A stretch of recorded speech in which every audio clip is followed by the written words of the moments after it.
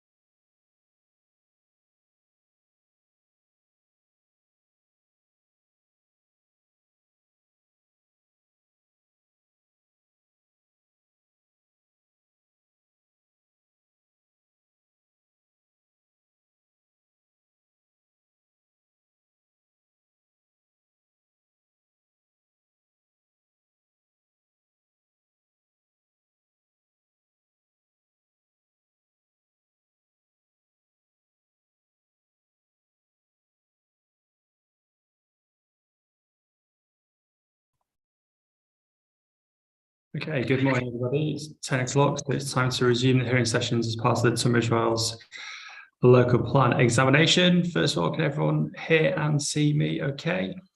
Yeah, jolly good. Thank you very much. Well, welcome back for everybody that's joined us on previous sessions, and welcome along for those of you who haven't attended any of the sessions thus far.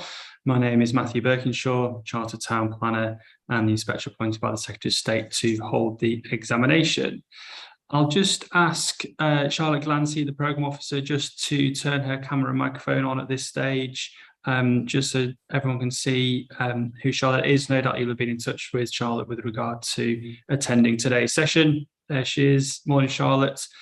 So Charlotte is the Programme Officer. So Charlotte is responsible for all the administrative aspects of the examination. So if you do have any questions regarding documents, attending sessions, links for any of the sessions, then please do speak to Charlotte in the first instance. So she'll be attending the sessions, and her contact details are also on the examination website. Charlotte, morning. First of all, anything to report from yourself? Anything we need to be aware of? Everyone managed to log in okay and everything? Everybody's here. Everybody's here. Yeah, all is well. Excellent. Thank you very much. There's a couple of new faces around the virtual table, so I will very quickly go through some sort of housekeeping matters, firstly for the use of Zoom and the meeting, and also for the examination in general. So what we'll do today, as per other sessions, obviously we're going through the proposed site allocations in the plan. There's no formal agenda for today's meeting, so we'll go through the matters, issues and questions document. So they're the issues that I identified and the questions that I raised, and I've got everybody's hearing statements on those.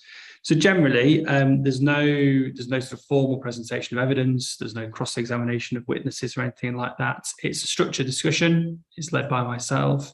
So I will predominantly ask questions of the council, working through the matters, issues and questions, and invite participants to speak where appropriate to do so. So if you do want to speak, and for those of you who maybe haven't used Zoom before, mindful that probably several of you have, if you go to the bottom of your screen, you also see it says sort of chat, which has been disabled, participants, and there's a record button and reactions button. So under the reactions on my screen, you can raise hand, and that should raise my hand like that. So if you do want to speak at any moment, if you use the raise hand function, then I know you want to speak and I'll bring you into the conversation at that stage. So generally what I ask people to do once we get going is if everybody can turn their cameras and their microphones off, with the exception of myself and the council. And then when you do wish to speak, again, use the raise hand function so I can see that you wish to participate, and I'll come to you and introduce you at that stage.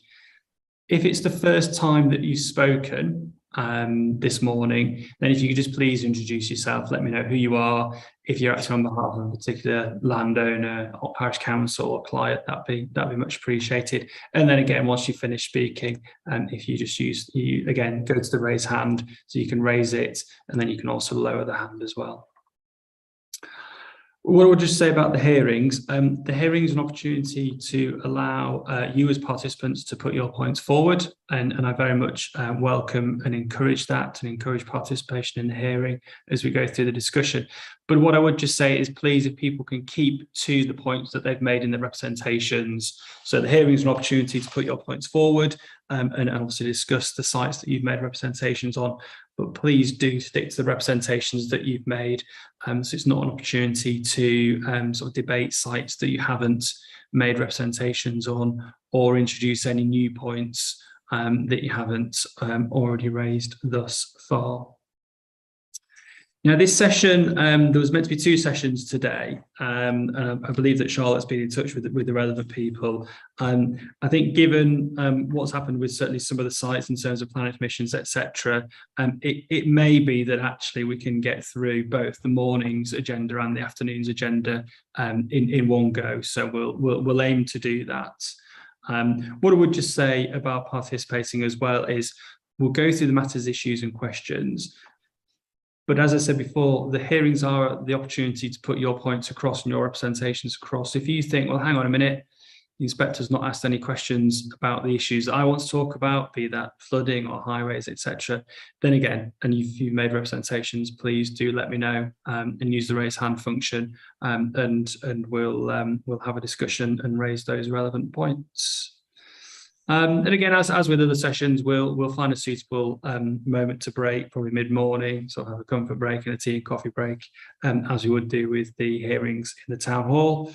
And that really is a sort of very brief run through of the use of Zoom and the format of the hearings. Obviously, we're on to I think week 4 or maybe even week 5 now of these hearings. So appreciate that several of you have maybe participated or seen the hearing. Any questions from the council before we get going then? Good morning, sir. No, nothing for us. No.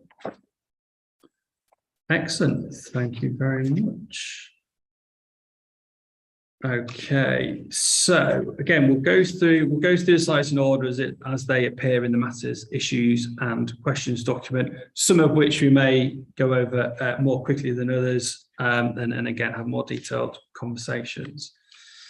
So moving on to issue 10, which is Brenchley and Matfield. And the first site to discuss there is land at Brenchley Road, which is site allocation AL/BM1. And I think, Councillor, in your hearing statement have confirmed that I think construction is actually underway on this particular site. Is that correct? And you'll give myself in the hearing just maybe a brief update as to what the latest position with that one is. Yes, hello, morning everyone. So I'm Ellen Gilbert, one of the principal planning officers, and I'm representing the council this morning. So the site BM1, Brenchley Road, Cooper's Lane, it benefits from planning consent granted in 2020 rather. The necessary pre-commencement and other conditions have been discharged for the site, and as our hearing statement sets out, it has commenced and the development is relatively well advanced for the site. We do currently have an application in to vary one of the house types, and that was approved rather. Sorry, I'm getting confused with another site, but basically construction is advanced on the site. So thank you.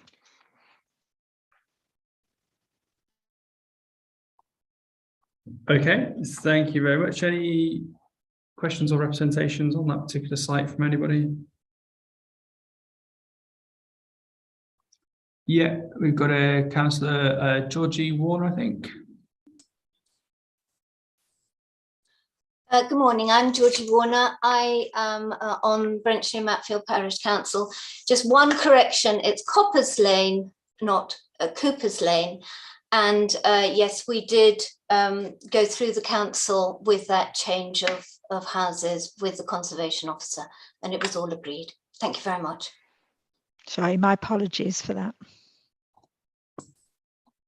Okay, thank you. Yeah, so that was site allocation B1, which leads us on to land at Maidstone Road, then which is B2. And again, there's reference here to an outline planning permission. So again, is it worthwhile the council just providing just myself and again the hearing just an update as to what the latest position is with this one? Yes, so this is a site where the council currently has an outline planning application submitted, which is still under consideration by officers. It's been promoted and is seeking, I think it's the full 15 dwellings. So the policy range set out in the submission local plan is 11 to 15 dwellings. The case officer in development management, as I say, is in the process of assessing the application. At this time, we are aware of some concerns relating to the application, and it is likely that we will be suggesting modifications to the policy set out in the plan. The planning application submitted does not cover the full extent of the red line of the allocation policy, which is really reflective of a covenant that colleagues will get onto in a moment, that affects the developable area of the site, which we had obviously considered in establishing the developable area, the allocation in the first instance. The red line for the planning application also includes a tiny triangular slither to the north of the site, which is owned by the parish council. And then in the planning application, the developer has served the necessary notice on the parish council regarding that. And the outline, the indicative scheme, is indicating that that area be proposed for parking provision. In terms of the policy, we initially set out that parking provision would be additional parking for the village hall.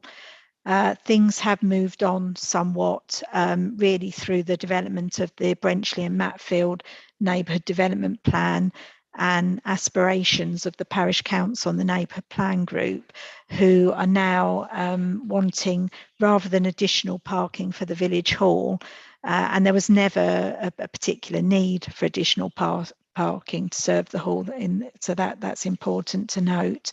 They now wish it to be ancillary parking to a children's play area.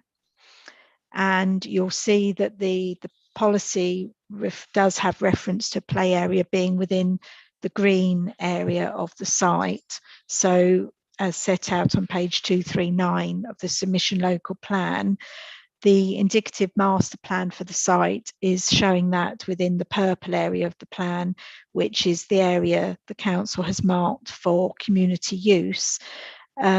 We as officers have obviously given further consideration to that and are now in agreement that with the children's play area being cited in the purple community use area. So as a consequence, there would be some modifications of the policy. And if I touch on those briefly, my colleague David Scully will talk a bit more in relation to these when we get on to the next question. But what we're proposing is that criterion 5 of the policy, which is set out on page 240, sets out the need for the equipped children's play space to be delivered in the green area of the site. We are proposing to, or suggesting we modify that so that criterion 5 gets deleted in its entirety, and reference to the children's play space is then added to criterion 6. So amend criterion 6 to include provision of the play space, which, as with the rest of the policy, criterion 6 would be within the purple commuted area. And then also amend criterion 6 to refer to ancillary parking as opposed to parking to serve the village hall. Okay. I'm just looking to see whether there's, and there would be some amended text at paragraph 5.511 reflecting that, and that is all set out in our hearing statement at paragraph 38, sir. Okay, so a couple of bits to sort of unpick here then, and as we do this, we may sort of meander through the various questions and get there in the end with it. But just starting with the play area then. So criterion 5 of the policy, and this feeds into the car parking issues. Criterion 5 of the policy requires the provision of a fully equipped children's play space to be delivered on the area of the site indicated in green on the site layout plan, which is identified as open space and landscape buffer. So just as a starting point then, and this really is question 3, which is the first question around this allocation.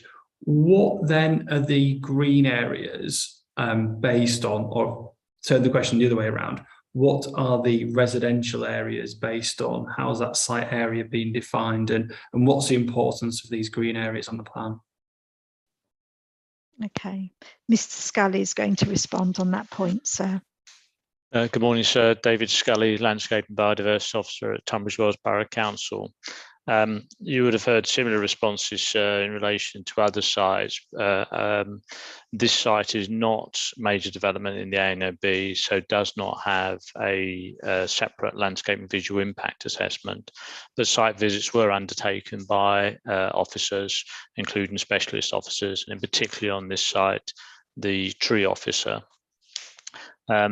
The constraints as identified are set out in the hearing statement, particularly paragraphs 15, 16, 17. And you'll see there, it talks about, particularly 16 and 17, the important trees along the road frontage and boundaries, but also a group of trees within the site. And on the plan that you have in the local plan, map 56, you'll see sort of centrally on the eastern side a larger block. This is a block of mostly young trees that is described in para 16.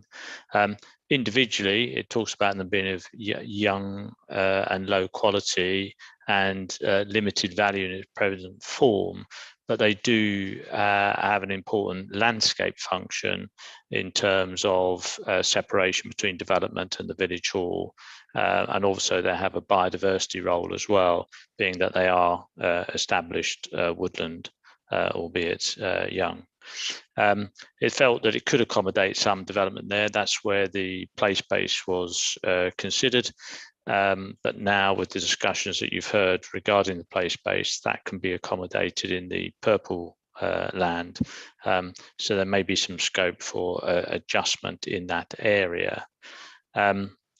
The area for development then is those areas which do have some trees in but can be worked around, and that does have an effect on capacity. But you'll now be aware, particularly of representations from the developer, that there is a covenant on a large part of the western part of the site. And you'll have seen in the hearing statement from Barton Wilmore their Appendix 1, which shows the covenanted area where built form is not permitted. I will just say, sir, that the whole site was submitted for development at the original call for sites, and so this is sort of, if you like, late information to the council. Their Appendix 2 shows what the developer is thinking might be a developable area that avoids the covenant. However, that would involve the removal of almost all of the woodland block that we've identified on our map 56. The council does not feel that that would be acceptable. It does, however, feel that something like a third of that area could be lost and compensatory tree planting carried out on the covenanted land. And that would still allow the scheme to yield the number of units reflected in the policy. The applicant, or the promoter, has indicated in their statement at 2.1 that the covenant doesn't prevent the building of things such as children's play space, roads, parking, etc. So a number of elements associated with the development can be accommodated on the covenanted land, but not dwellings.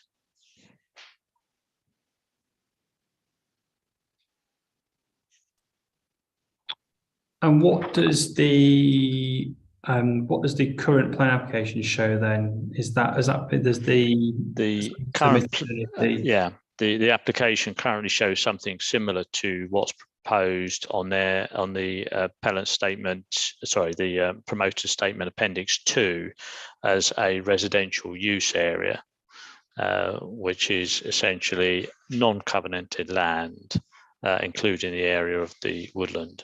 So at the moment, the allocation is for 11 to 15 units. It may be with these additional restrictions, we're at the lower end of that scale, but we still think the policy is appropriate. So with the restrictions there, what sort of comfort has the council got that with the restricted covenants and also the council's aspirations for protecting trees and having these landscaped areas, that you could actually get, 10, 11, 12 dwellings on this site there? Well, the pre-application discussions or even the application discussions show a plan where 10, 11 units can be accommodated on the area that I've suggested. So there will have to be some detailed discussion about exactly how much of that area of woodland can be lost. So it is an area of young woodland. It can be compensated for, but we would not want to lose all of it because it is a strong feature, both in terms of landscape and biodiversity in that area and part of that approach into the village. But we are confident, having looked at those plans, I've been involved in those application discussions myself, that can be achieved.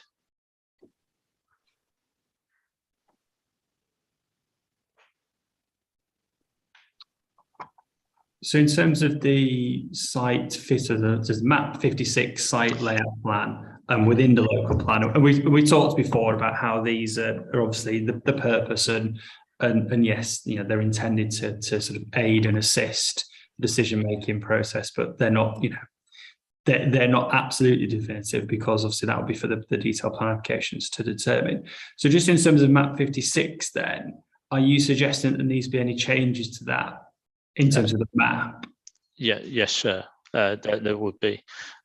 We would need to reflect the covenant for the non-built area, and we would reduce the area of woodland to that we've been discussing by about a third.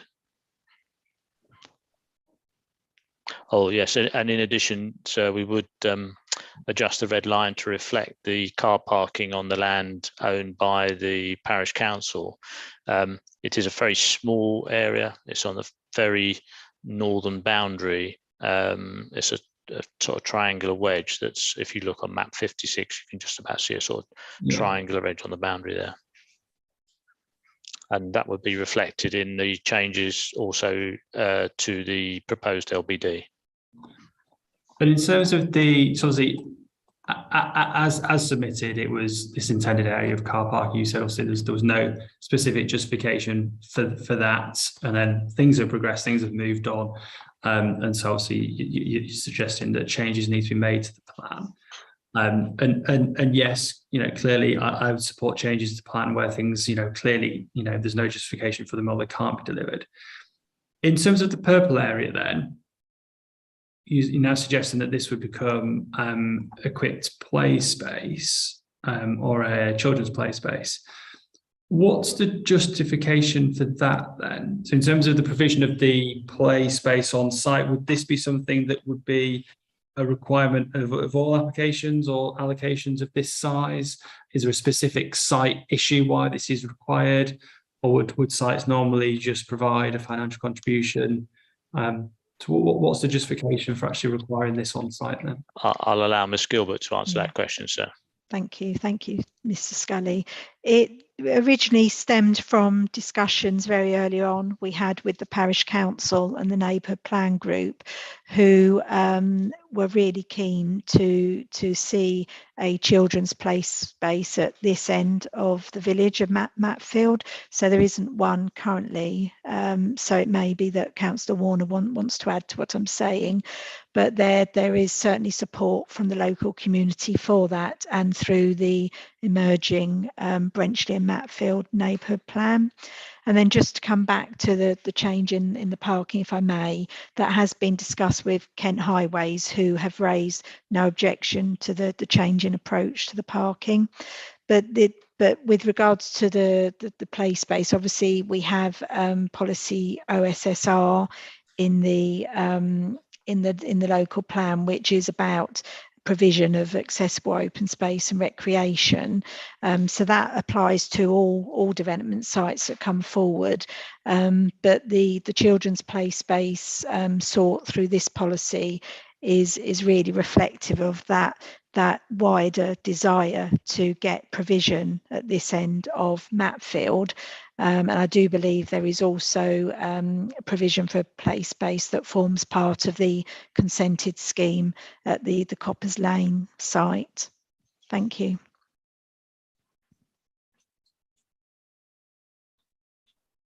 Okay, thank you. Ms. Warner?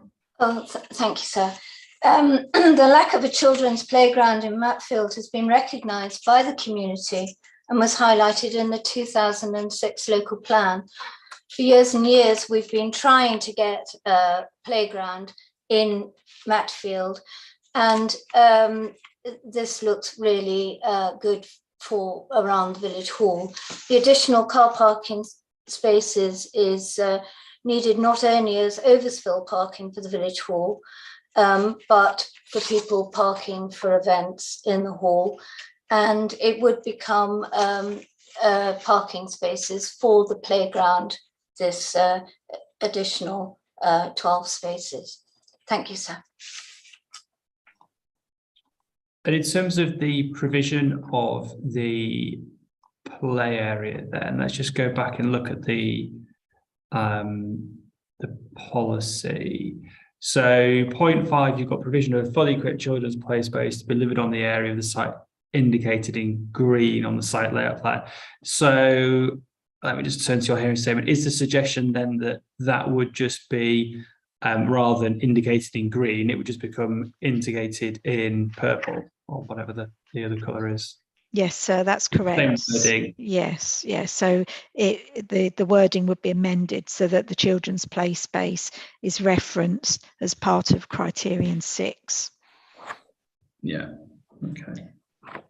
And then obviously criterion 6 would be amended because at the moment it specifically says that the car parking will serve the village hall. Yeah. Just in terms of the provision of this then, and this is something that we've touched upon on other sites, I think the Pembury sites spring to mind. Criterion 7 refers to a suitable legal mechanism should be put in place to ensure the provision of the additional car parking is tied to delivery of housing. So presumably then criterion 7 would be deleted in its entirety.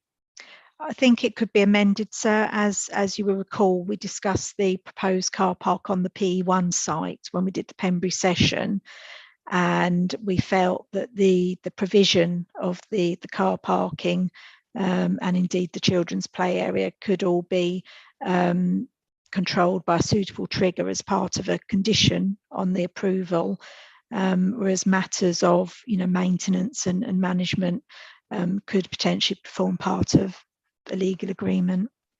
It's the same approach really as the sites we discussed at Pembury, sir.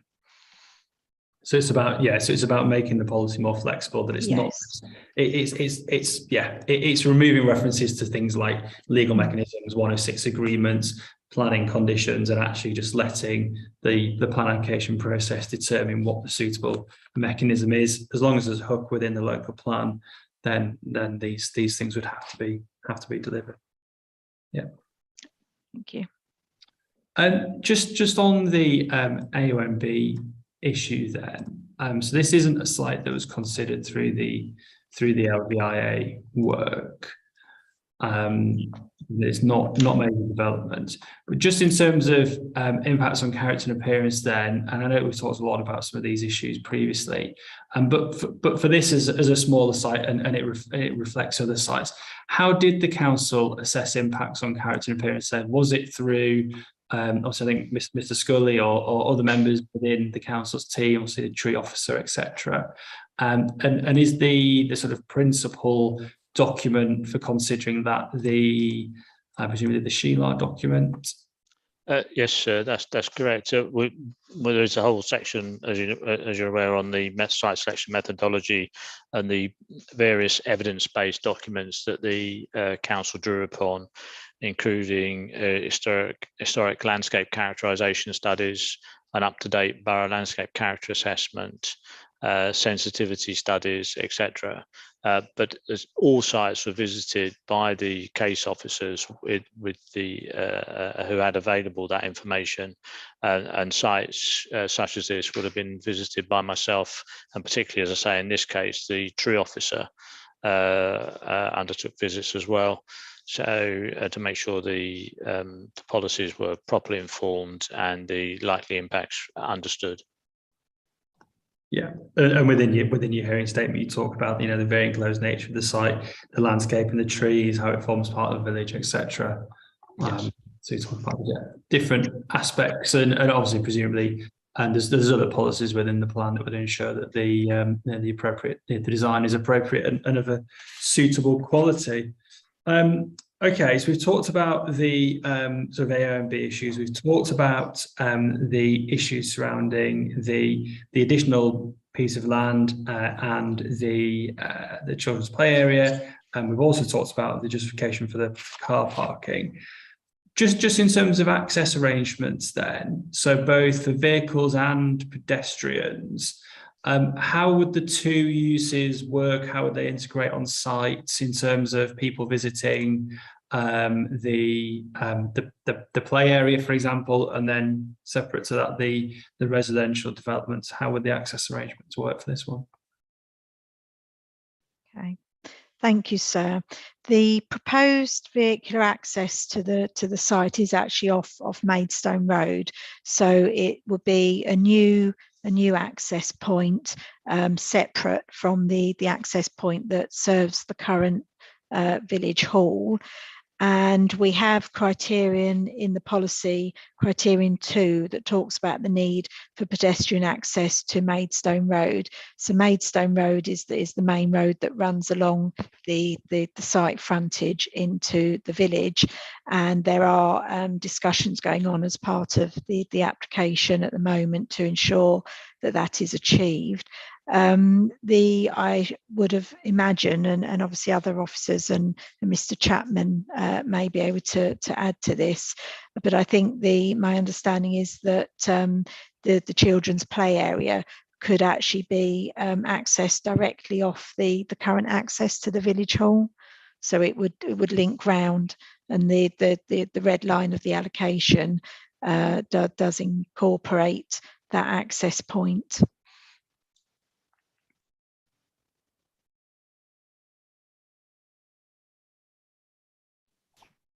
I will just get open the indicative plan for the site as well, if anyone wants to add anything in the meantime. Thank you. Okay, we'll go to Mr. Chapman, please.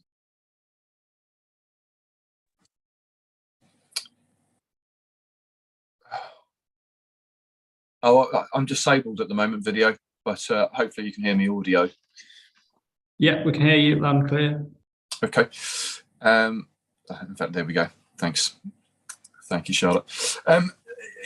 Just a couple of points. So on the area of additional land that we're talking about including, there's actually a second area of land as well that's owned by the village hall itself.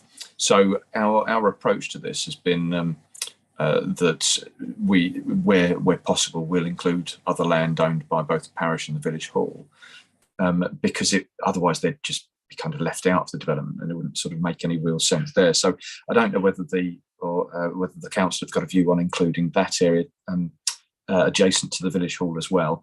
We're happy either way if they want to be included or just sort of determined as part of the application we've got running. We're quite sort of happy with whichever approach. I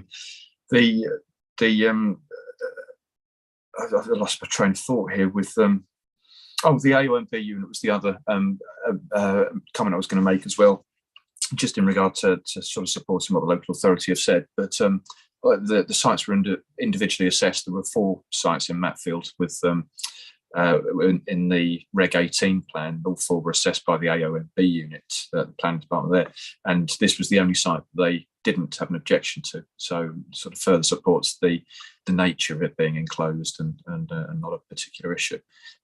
Just while talking as well on the children's play area, it's something that the landowner, us as developers, are very keen to supply. It was originally going to be on the site on the east side of Maidstone Road, which was going to be for 30 to 60 dwellings. But such as the size of this site, the density is very low. We think that even with the reduced area, it's something we can work with the council on and achieve. We believe hopefully the full 15. But I think there's an application running. We're happy to work with the council on that to achieve what we can, and we recognise that there's a discussion to be had about how much of that woodland is developed itself. So yeah, perhaps I'll leave that there at the moment. Yeah, and I think I just reiterate what I said earlier and from other sessions. I think this is where the maps within the layout plans within a local plan, whilst useful, there just needs to be a caveat inserted somewhere that they obviously are indicative, and these sort of final details are something which comes out in greater detail at plan application stage, with the benefit of tree assessments and in greater design input and influence at that stage. Ms. Gilbert, I think you were looking at something with the access, deviated slightly, just in terms of how the access arrangements would be worked. Firstly, for the children's play area and then the residential development, what the access arrangements would be. I think within the site layout plan there's an indicative access point, and then it looks like obviously the purple area has a separate access. So I think just points of clarification as to. Yes. Okay, that's fine. So the indicative plan submitted with the outline application does include within the red line the existing access into the village hall, which wraps round to the north to include the area of the proposed car parking, and then the purple community use area, so including the area with the children's play space. And then the actual built form, so the new dwellings are accessed or indicated to be accessed directly off Maidstone Road, And actually, I should add that the outline application, and Mr. Chapman will be able to confirm for me here, that I believe the outline is all matters reserved except set means of access. So we then have the vehicular access directly into the dwellings off Maidstone Road. And you'll see on the indicative plan on page 239 of the submission local plan, we've indicated a potential access point. In relation to that, the access on the indicative plans is further south, down towards the developable area of the site. So actually it may be that, what I don't know is whether or not the indicative access we're currently showing, whether that was more a pedestrian access rather than vehicular. But again, that's something we can just clarify in the amended plan for the site. Okay, does that assist, sir? Yeah, sorry, I was trying to find the. That's okay. No, I think, yeah, because the issue is you've got points within the plan. You've got a single point of vehicular access to be provided from Maidstone Road. So that was the question really, as to whether that's the case. Because if not, you then need to go back and look at that, look at the plan. And again, I think you're looking at this, you sort of flexibility potentially is a sort of key for considering these things. So, you know, do you need, say, a single point of access provided from Maidstone Road? If there's a really strong highway safety reason why there must only be a single point of access, then yes, that would be something that would be justified. But if not, and if it makes sense for them to have two separate accesses for maybe the housing, then have a think about that. And I'd certainly support any changes to just make that more flexible for the final design to come through and determine. Okay, we'll do that, sir. It's worth noting that under the policy box, we do have cross-referenced policy TP1, which is transport assessments. And I can't remember off the top of my head whether the outline application is supported by a transport assessment, but obviously that is really what would inform the access point to the site. Yeah, Mr. Chapman. Thank you, sir. Yeah, just to add some extra information on that point. So we've carried out work with our transport consultant to provide visibility displays and agreed those with KCC highways, the distance of those. We've recently done some additional survey work, which with the individual trees on Maidstone Road, and we've got three. We're going to produce for the local authority 3 various access points. One sort of roughly where the indicated access is on map 56 of the local plan. One sort of further south, and then one at the very south end. Because the site's on the outside of the bend and there are trees very close to the road, the visibility display will require some trees to be removed. So I spoke to the planning officer only yesterday on this matter and said we'll provide each of the access points with the effect on the trees, because that's obviously a consideration for the authority to weigh up. But as developers, you know, we're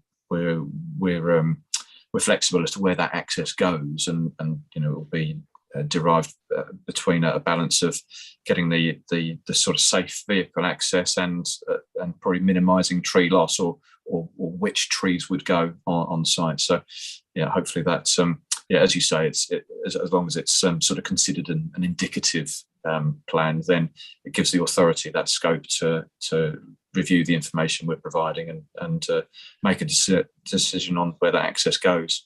And yeah, just to confirm Ms. Gilbert's point, yeah, it is access only with all other information. We've submitted a layout and quite a lot of information to be considered so that we can sort of generate some feedback on that.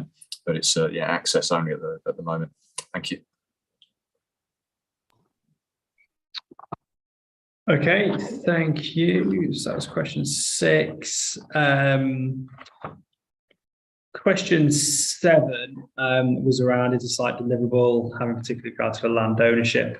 And yet, obviously, note now that this additional information has been provided through Mr. Chapman, and there's plans there about the restrictive covenants, and we've talked about that. Anything further you wanted to add on that, either Mr. Chapman or from the Ms. Warner from the Parish Council, just in terms of this land ownership issue and covenant issue, and how that restricts various types of development in certain parts of the site? Ultimately, the question for myself as Soundness is, is it developable within the plan period? The council seems to think that it still would be, subject to the final number of dwellings being agreed.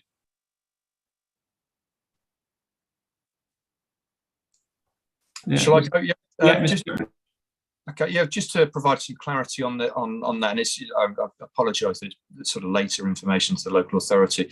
We the covenanted area, there's a neighbour that has the benefit of that covenant, and that site actually changed hands through the process. So originally we'd had an agreement with the neighbour to release that covenant, and as time progressed, the property changed hands, and hence sort of the change in application area as well as developable area.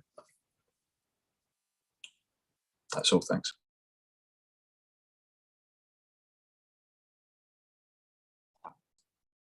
Okay, and Ms. Warner, anything from I have nothing to add, sir, on the covenants. Thank you.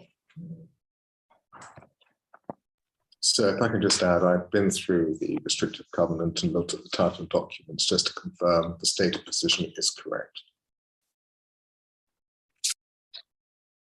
Okay, any other comments there? So we've talked about quite a few changes to that policy, which obviously would be subject to full public consultation through the main modification process. But just in terms of any sort of final comments or observations on that site, Ms. Gilbert?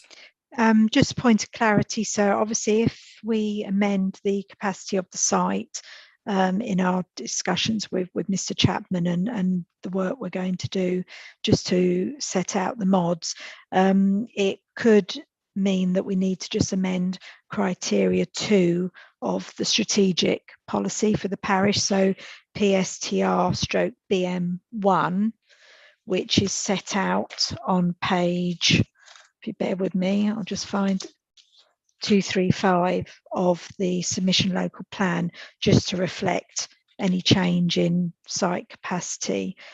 And then Mr. Chapman mentioned potential land owned by the village hall.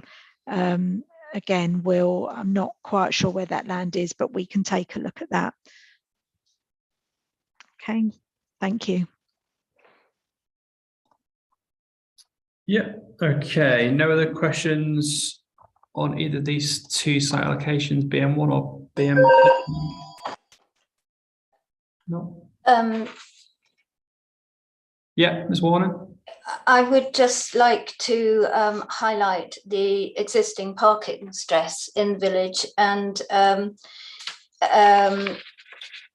just point out that the parish council requests that the concerns raised in its response to the planning application, including the plan submitted with it, be fully taken into account in considering this allocation. I think there were 20 points raised by the parish council, and we would very much like these considered. Thank you.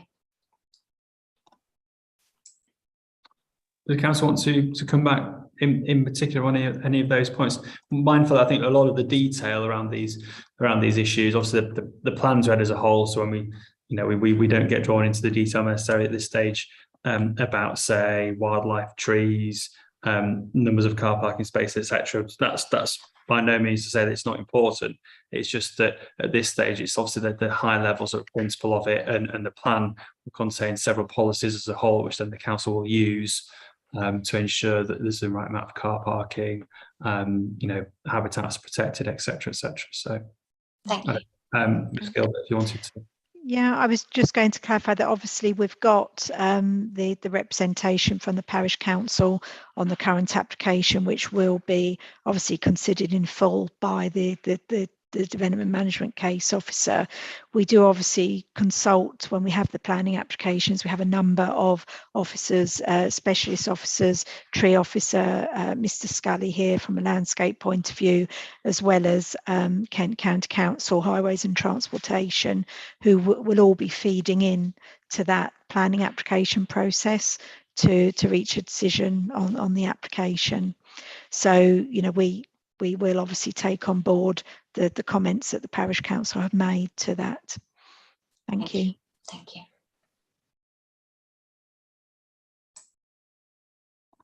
Mr. Chapman.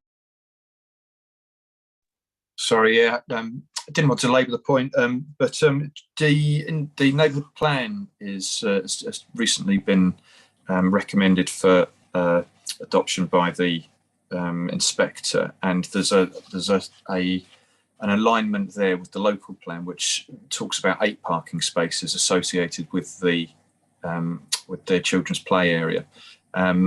There's, I think, through the neighbourhood development plan and sort of matching Tunbridge Wells' own comments on this, the parking for the village hall is something that's not been justified, and whilst there may be sort of parking stress at times in the general area, I think the neighbourhood plan has just required the provision of 8 spaces associated with the children's play area, which we're happy to deliver.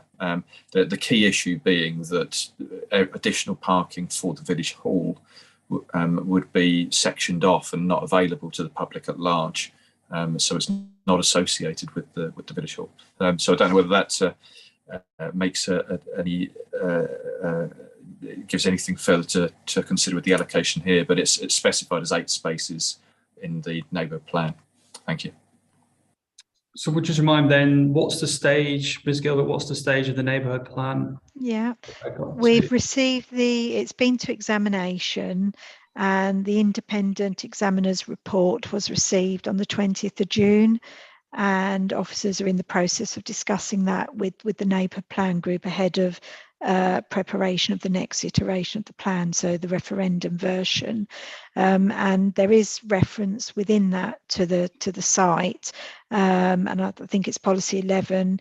It refers specifically to I think it's a minimum of 8 spaces. Yeah. Obviously there hasn't been anything through either the Reg 18 or Reg 19 consultations on the Tunbridge Wells local plan to indicate there are parking issues or need for parking particularly. And as I said at the beginning, this was really quite an aspirational thing for the community. And as I said already, KCC Highways are not objecting to the change in approach to that parking. So it will obviously help and will be a benefit to the wider community, I think. Thank you. So sorry, just remind me then, the 8 spaces that are referred to in the neighbourhood plan, is that the sort of additional thin triangular parcel of land that's proposed for the parking spaces for the children's play area then, or is this something different? Yes, that's it. It's in essence, it's the same thing. Right, okay. Yeah. Yeah, okay, that's fine. And the council's obviously suggesting a modification to bring that within the local plan allocation. So presumably the two would then more or less sort of marry up really in terms of the 2 allocations in the local plan and the neighbourhood plan. Goes back to this issue before, doesn't it, about making sure that there's no conflict between the two policies. That's right, sir. Yeah. And so the wording was at least 8 spaces rather than 8 spaces.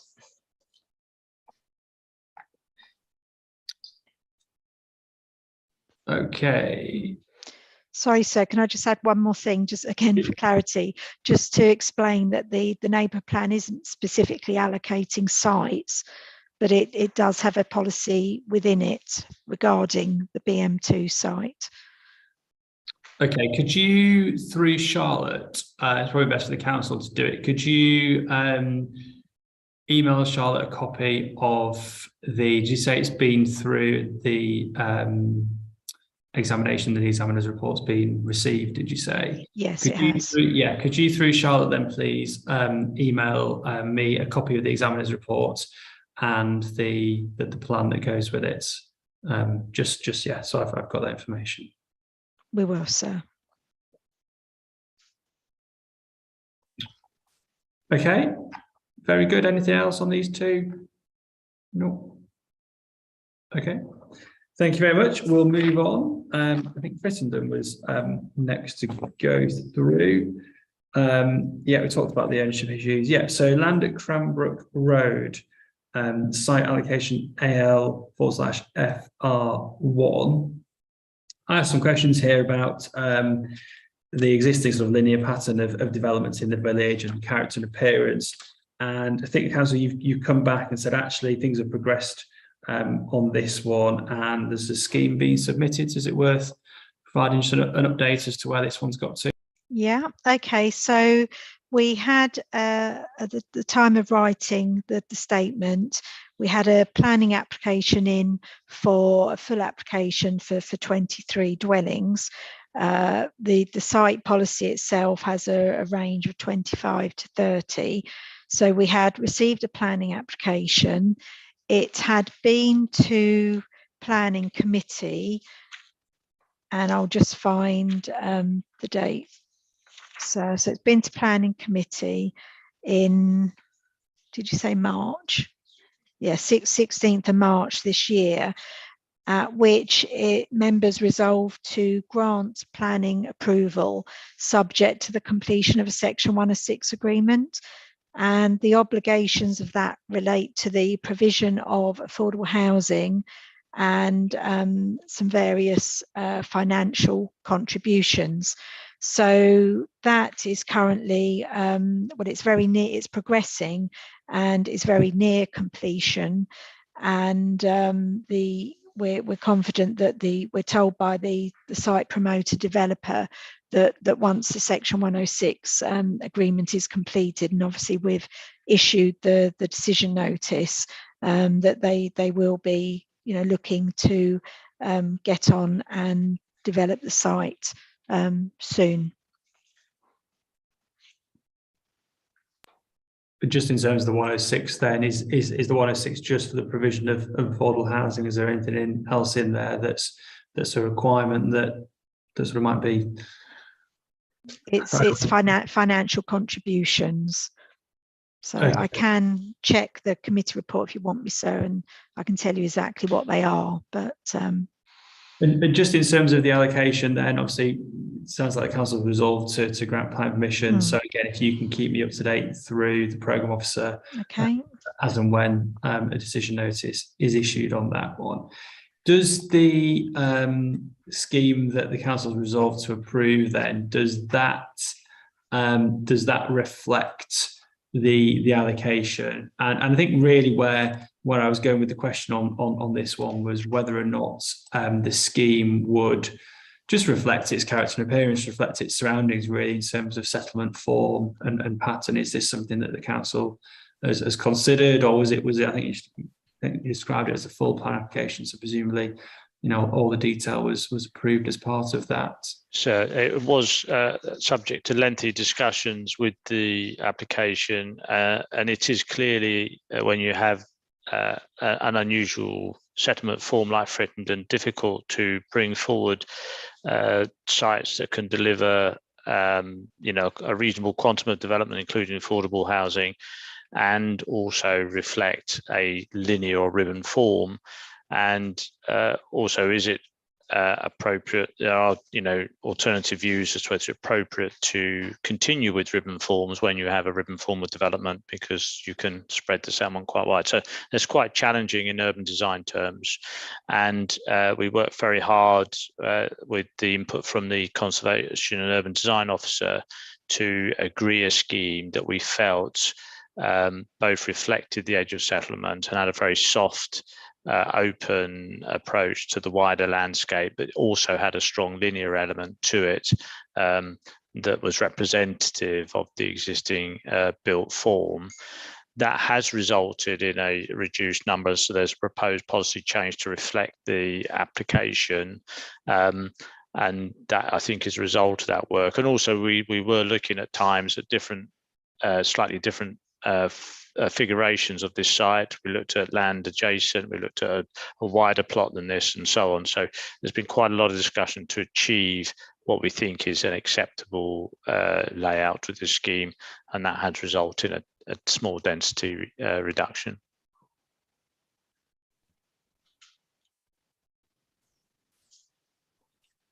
Okay, so just remind me then, just in terms of the numbers, what would the change be, or would it still be? Yeah. Okay. Okay. So first of all, the range, isn't it, 25 to 30? Yes. So the proposed mods are, it's discussed beginning at paragraph 20 of our hearing statement, going through to paragraph 24. So we're proposing that it be amended to approximately 23, which would give some flexibility should an alternative scheme come in on the site. And then there would also be a consequential change to, again, the parish policy for Frittenden, so PSTR/FR1 to reflect that, so criterion 2 of that policy, and that's set out at paragraph 24 of our hearing statement, sir. Just on that, obviously, where you've got you've got approximately 25 to 30 dwellings for this one, and obviously I think you've got this scheme of 23. I'd probably say it's up to you. Is the plan inherently unsound because this has come forward at 23? Probably not.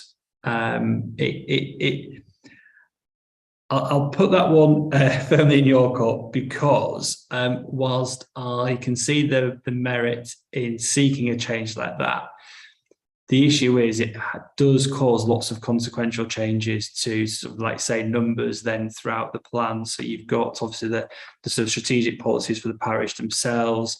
You'll then have various different trajectories, and there'll be numbers throughout. So whilst I don't have any issue in recommending it as a main modification, because it's clearly for effectiveness. Things have moved on, the detail is there. It sometimes becomes very messy. That's all I shall say. So maybe just have a think about that, because, like I say, if an alternative scheme came forward, for 23, 24, 25, it'd still be within the approximate 25 to 30 range. So I wouldn't think the point's noted. So I think we need to keep a sense of proportion about these changes, particularly as we can't discount the possibility that a slightly higher density solution might well be found. So we'll think about that. Yeah. And obviously the ranges there in the submitted plan for exactly this reason, aren't they? Absolutely. Yeah. So, and I agree with you. The consequences of changing these are far-reaching and perhaps introduce unnecessary complications. Yeah, it does, and potentially lots of additional work for somebody to sort of go through the plan and make sure everything adds up. Ultimately, you might only be, a change of 8 dwellings or something, which is not significant. That's understood. Thank you. Okay. Ms. Gilbert, you got your hand up. Was there anything you wanted to add? No. Okay, any other comments on that one? I don't believe there's anybody here to talk about FR1. No. Okay. We'll take the next 2 sites and we'll probably have a quick break, and then we'll come back to know that the Hosmond End sites, there's some representations and some discussion to be had on those. So we'll go through the next 2, which is Goodhurst, which is GO1 and GO2, and I believe both of these have got planning permission. Is that right? That's correct, sir. So both have planning permission. So if I just give a brief summary on the GO1 site, which is land east of Balcombs Hill. So it received planning consent for 14 dwellings in 2019. We've had a number of the planning conditions discharged, and the site promoter developer is working to discharge any remaining conditions. And then we set out sorry, I was just looking to see if there's anything there. I don't believe, I might need to check it, but I don't believe that work has started on the site yet. But I know that obviously the promoter is keen to get on. I might just have to look at my notes on that point, sir. And then with regards to, oh, actually, sorry, question 2 answers that question. So question 2 talks about, is the site developable within the plan period? And at paragraph 11, we make reference to a code of construction practice discharged under one of the conditions, and it talks about the work being proposed to commence in autumn 2022. So that's the position on GO1, and then moving on to GO2, which is Triggs Farm. It was an outline, well, it was a scheme that originally was granted through appeal.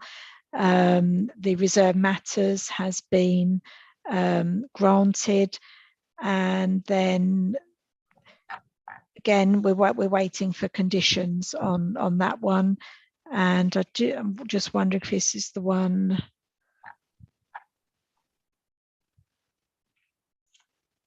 Yeah, we have a variation of one of the conditions on that, which was related to internal road configuration. So that's been granted. So with both of those, in essence, GO1 work is due to start later on this year, and then GO2, it has outline and reserve matters have been granted, and we await submission of condition details on that one. In terms of GO2, then, does the planning permission reflect the plan, insofar as obviously the plan? I think I asked a question about the policy requirements. So plan obviously talks about the new access, the demolition of the existing dwelling. It talks about development focus towards the flatter northern part of the site. Does the approved scheme reflect all of these requirements then, or is there something fundamentally different about it? No, it reflects the requirements. So what we've done throughout the plan making process, I think we said at one of the earlier hearing sessions when we were discussing site methodology and how decisions about sites and policy wording have been informed by planning history, where we've had updated planning permissions and things, and indeed appeals, that has informed our policy wording. And obviously we've also had, where we've had more recent applications, developers have had regard to emerging policy in those schemes. So we're satisfied that the two are aligned. And within the submission plan, there was some amended text for Goodhurst Parish. So it's worthwhile just looking at that actually. Paragraph 5.541. This refers to, there's two issues. It refers to the IDP identifying there's existing practice provisions for the area. NHS and CCG confirms that contributions will be required towards the old parsonage surgery or another practice within the area if appropriate, in order to mitigate the impact of development. So is this something that these two schemes do or do not sort of contribute towards? How does the approved schemes relate to these issues? I have to, off the top of my head, so I don't know. I would need to check those points.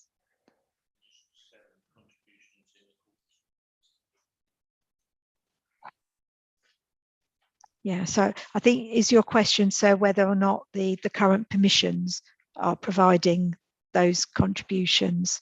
Yeah, because obviously, you know, alternative schemes could come forward.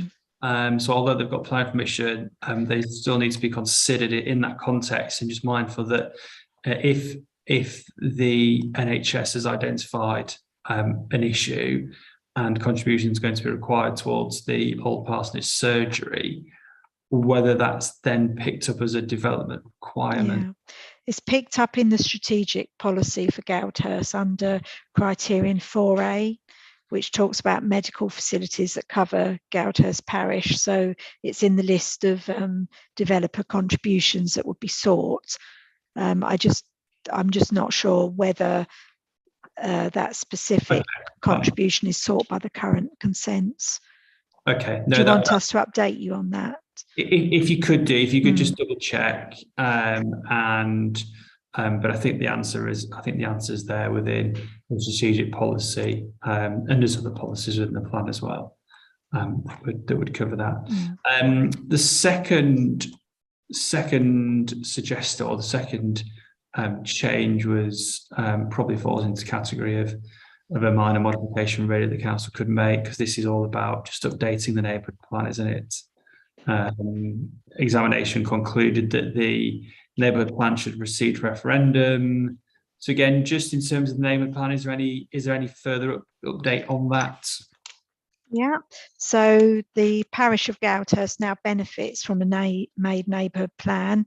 It was made earlier on this year at the council's full council on the 23rd of February. So that now forms part of the development plan for planning decisions in the parish of Goudhurst. And again, what does, mindful that obviously the local plan upon adoption would be the sort of the most up-to-date development plan. What does that do in terms of these sites? Are they within the neighbourhood plan? Is there any sort of, again, potential conflict there? No, there isn't. We're satisfied on that point. There isn't anything specific, so they're not allocating sites. And I've done a check. I couldn't see anything specific about these two allocations in it. As with all neighbourhood plans, we work closely with the neighbourhood plan groups throughout the preparation of neighbourhood plans, so including Goudhurst. And we've obviously also kept them updated throughout the plan making process on the emerging local plan.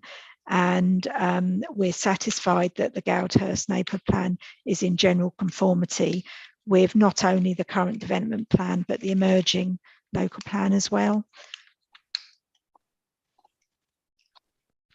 Okay, Mr. Scully. So I just want to be clear, when we talk about allocations, we're talking about allocations for development. There are allocations for local green space within a number of the neighbourhood plans, and we'll come on to that. We've got a separate session on that in due course. Yeah, okay. Any other comments then on either GO1, GO2, obviously both approved schemes now? No. Okay, well, what I suggest we do is we'll take a break, because obviously what I asked Charlotte to do was bring this afternoon session forward into this one, and I believe that we've got two representatives for that. So thank you for changing your plans and attending this morning rather than this afternoon. But it just means that we can sort of deal with all these things in one go and just use the morning session. Mindful we have got representatives, and there's a few more questions about these next sites at Osmond End. So suggest we'll take a break and then come back. So we'll take a sort of comfort break now, and we'll resume at 25 past. Is that okay for everybody? So again, don't log out, just put your microphones and cameras on to mute, and we'll adjourn for just over 10 minutes until 25 past. Thank you.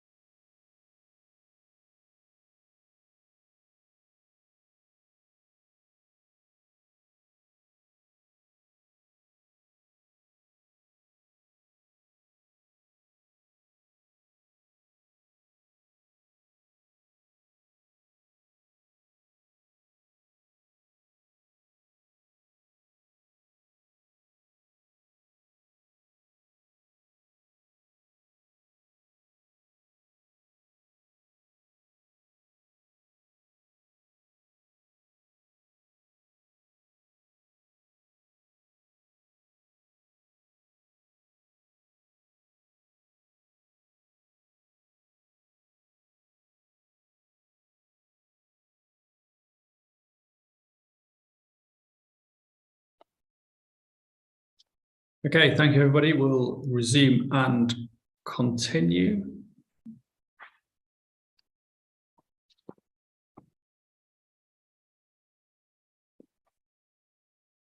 Policies HO1, 2 and 3 to go through next. Starting with policy HO1, I think this is another one where planning permission's been approved. I think development has started, I think, if we refer to a statement, commenced on site, I believe. It has, sir. So we've got the planning application that has been approved for 49 units. There is currently an application in for alterations to the perimeter of the site, which is still pending determination.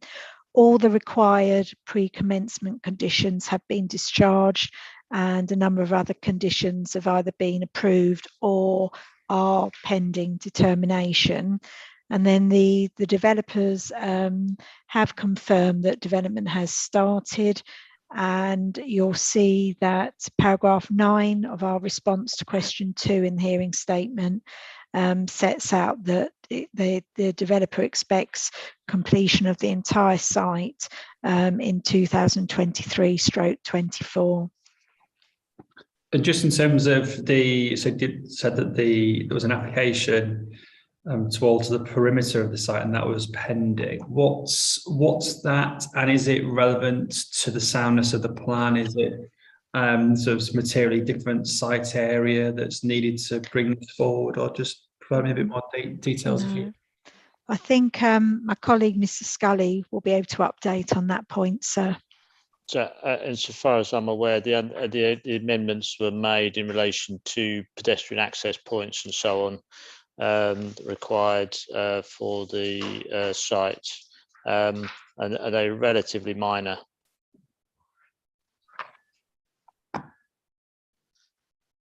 Okay, thank you. Any other comments, observations on HO1 from anybody? No.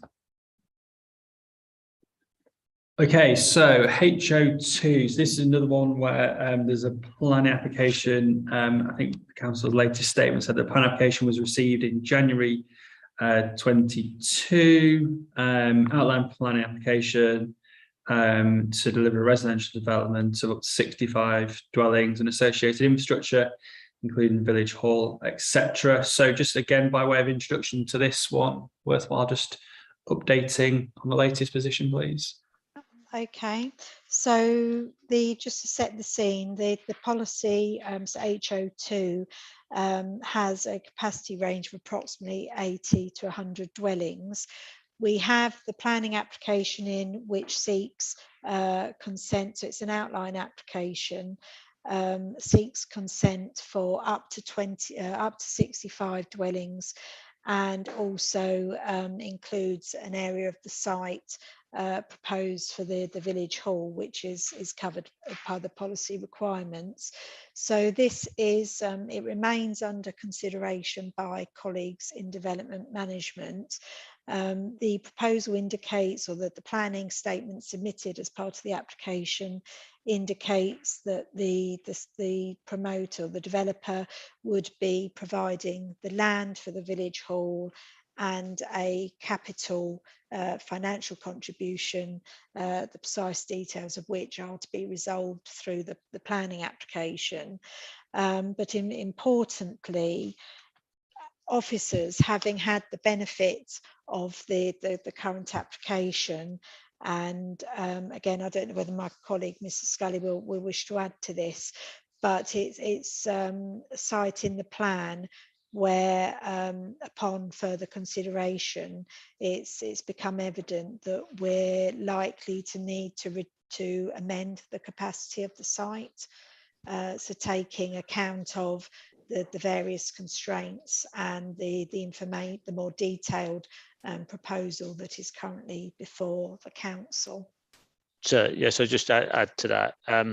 I think this is a different scale to what we were discussing at Fritton Den, where there was just a small number, and I think actually this was just an error carried through in terms of the numbers. Don't we do believe that the capacity should be 50 to 70.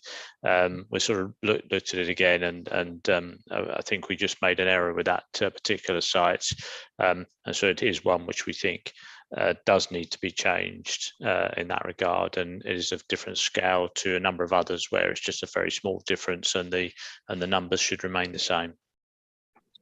So just in terms of that, then why? What are the constraints on the site? So what are the reasons for the change? Obviously, at 80 to 100, you're seeking a change to 50 to 70. Is it due to additional areas of landscaping that's required? Is it a sort of change in the expected density, bigger area of the village hall? What's the reason for the change?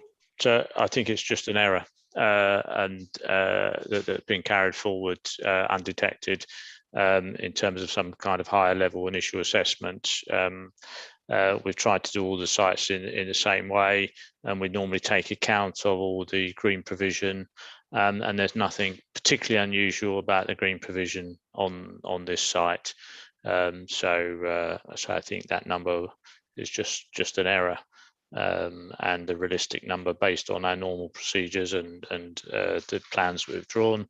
It should be 50 to 70 dwellings. Okay, just sticking with that issue for now, then we'll go to Lisa Skinner, please. Thank you, sir. I act on behalf of, obviously, Roscommon Strategic Land, who are the site promoter.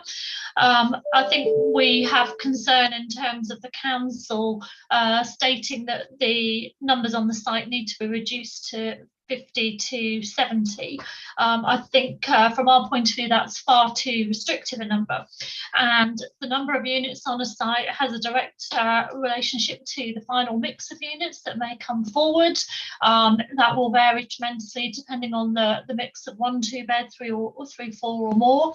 And therefore, to say that such a fundamental change needs to come from 80 to 100 down to 50 to 70, we don't believe it is appropriate. The council's reasoning is saying, well, it's been an error that's carried forward and there's nothing unusual about this site. But certainly our clients now considering amendments to the current application that could quite easily come forward with a figure nearer 70, and potentially, again, if there's a change in mix overall, that could change that number again. So I think there needs to be flexibility without things being far too restrictive. And I think, as you said earlier, sir, there are lots of things that come forward when there are detailed technical reports, that can affect how things will be reviewed. But to make such a fundamental change, we'd have to be concerned about.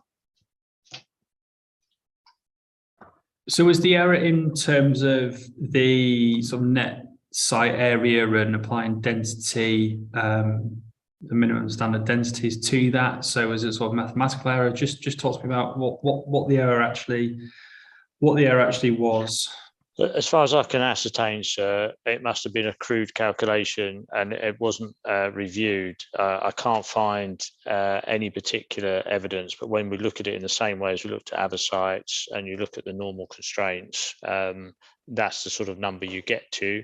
And that's, I think, borne out by the application, which is for up to 65 units.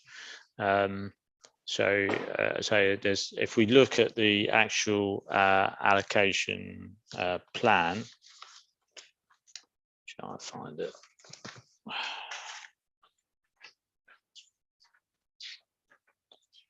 Which is on page 260, map 61. You can see there's an area where we wish to locate the village hall. The village hall needn't necessarily, and doesn't in the application, take up all of that area. So there is scope for some housing within that. There is, as you would expect, a setback from the road where there's the strong hedgerow to protect that and provide, maintain the approach into the village. There is to the west a strong buffer to the ancient woodland and the historic park and garden, and there is to the south a buffer to the hedgerow and the open landscape and the farmland with the farmstead to the south buffered. As we've discussed previously, these areas are indicative and do allow for sort of push and pull, and that will be reflected in the wording. But based on that developable area, it's hard to see how you would achieve more than 70 dwellings. I don't know whether I have the actual figure. I don't know whether Ms. Gilbert's able to help with the actual figure of the area that is shown to be developed and what density that provides, but we can provide you with that information so that you can see that it's similar to other sites.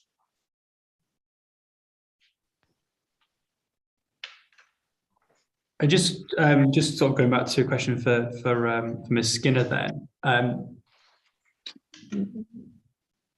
Bearing in mind that the plan application has come forward for 65 dwellings, so that would seem to fit within the council's sort of consideration of 50 to 70.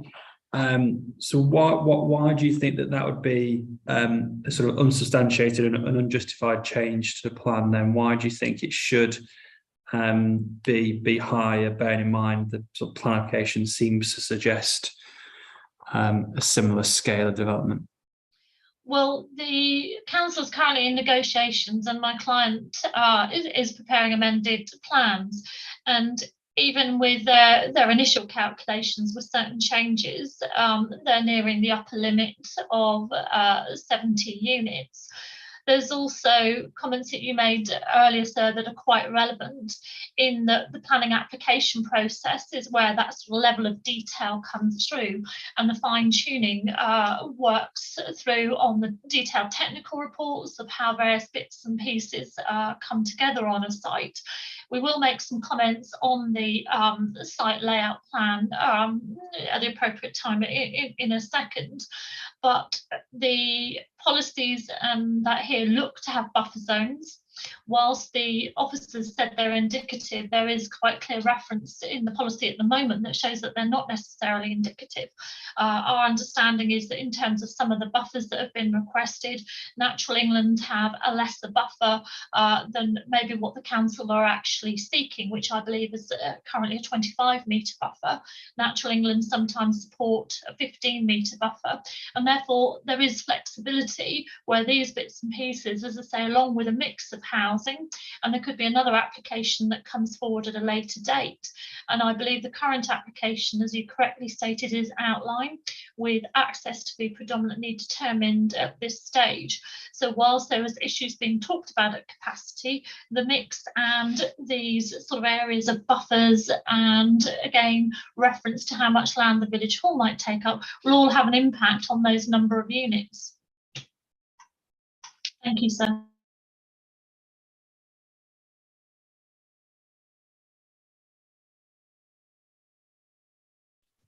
Sorry, sir, I think you're on mute. Oh, sorry, thank you. So what do you think the plan should say? And obviously the plan has submitted refers to the 80, well, approximately 80 to 100. So do you think it should stay the same, say something different? I think the council is right in the assessment that it may not be taking up to 100 units, but I certainly think there needs to be more flexibility than the 50 to 70 to allow for flexibilities in the mix that may come forward. And as I say, at the moment, my client is looking at potential amendments that will be around 68 to 70 units, and therefore again there may be slightly more flexibility in terms of another mix that might come forward that would nudge it above the 70, but obviously that's being looked into at this stage. And again, it is a detailed matter that would normally come in with a planning application. So just thinking out loud then, really, obviously site promoter is looking at 68, 70 towards the upper limit. you know, just sort of thinking out loud, really, should this just refer to approximately 70 dwellings? Yes, sir. I think that would be an appropriate response.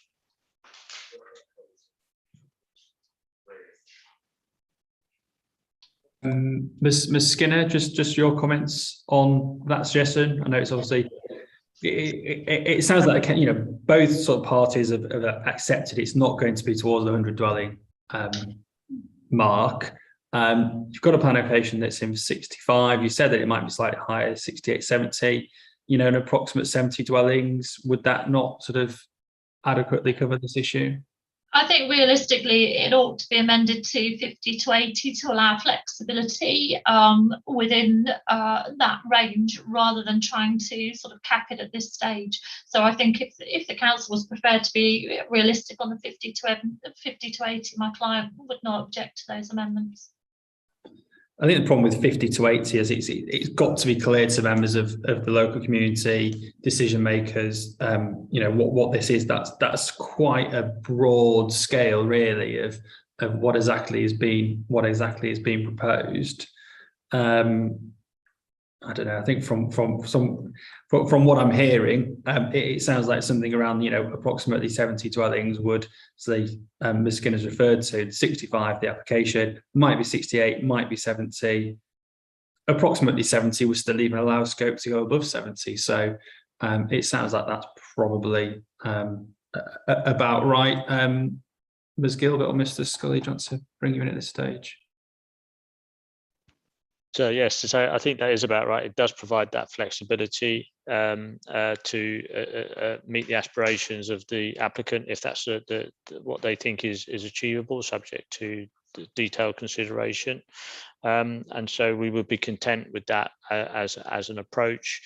I know also there was mention of the 15-metre buffer. We have a separate discussion on that later in the hearing session, but that is a minimum buffer subject to assessment, and in this case there is also the addition of the historic park and garden, which needs to be considered.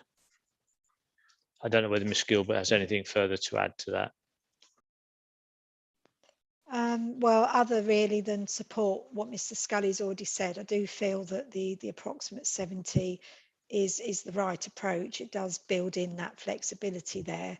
So if a scheme did come in for some more units, we would really assess that on its own merits. So I do feel that that is a suitable way forward with the site capacity. Ms. Skinner? Thank you, sir. I just wanted to clarify whether the query on the number of units, because it's a consistent approach the council has had, as in previously it was 80 to 100, whether the issue was more of a wide ranging because it was sort of 50 to 80. So I just want to sort of just clarify, if the council is going to amend the wording to say approximately, then I think that's something that allows for that to be increased slightly. Or the other suggestion is, if they're wanting more of a simpler range, it would be 60 to 80. What would concern us is if we were suddenly being held to a maximum of 70 units and the wording of the policy either didn't include that or it covered that reasonable range in case the mix changes later on. So I've got no further comments on that, so. Yeah, I think the word approximately 70 makes it clear that, you know, it's 70 isn't a cap, and I think the council's been quite consistent with that in its approach to other allocations, and we've talked about this on other sessions. I think obviously the council can jump in if they strongly disagree with that, but I think it's generally sort of taken that yes, approximately 70 is sort of as it says, really. It's not a maximum figure.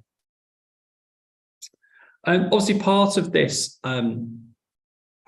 will come down to the application process, and part of it obviously will be informed by the detailed design. And with that in mind, the policy does require the sort of replacement village hall, which is in the policy wording. So this moves us on really. So I think it's question 3 then. So what's the justification for requiring the provision of the village hall and car parking? And second to that, how and when and by whom will it be delivered? Okay, thank you, sir. So really, again, it's a bit like Brenchley and Matfield. The requirement for a village hall came out of ongoing engagement with the parish council and the neighbourhood plan group, and really from the early days of plan making.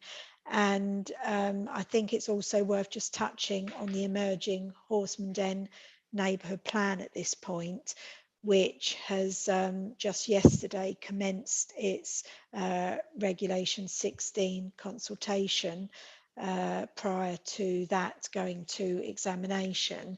And the emerging neighbourhood plan has various specific references to the wish for a new village hall at Horseman Den.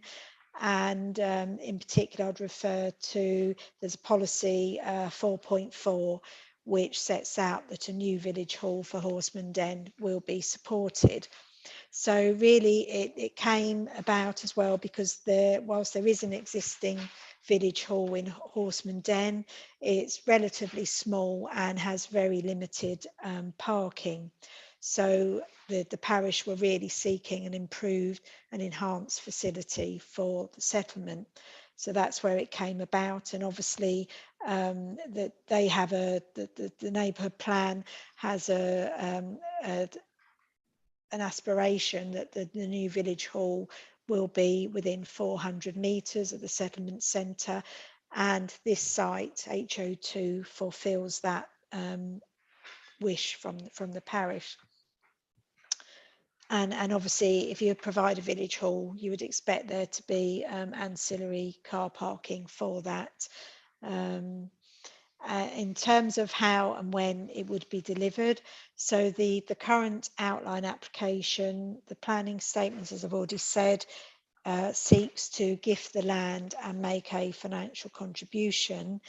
In the hearing statement, Ms Skinner has referred to a requirement really that other development proposals in the parish should also contribute financial contributions towards the provision of that hall, and which, having reflected on that, the council is in agreement with, and we propose as a result of that we would amend or modify the strategic policy for Horseman Den to include reference to developer contributions for the new hall, which would mean that all developments in Horseman Den would contribute towards it, including any future windfall sites.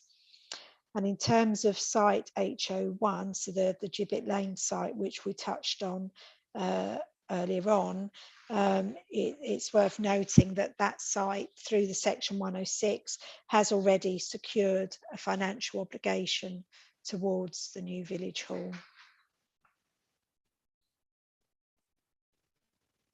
So in terms of the delivery, the developer would gift the land, and then it would really be the parish council who would drive it forward from there.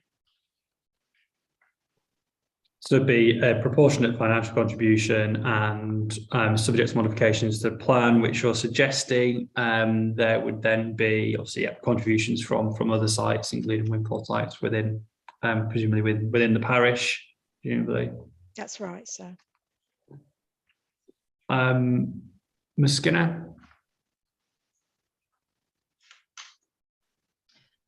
Thank you, sir. We welcome the council's acknowledgement of that position.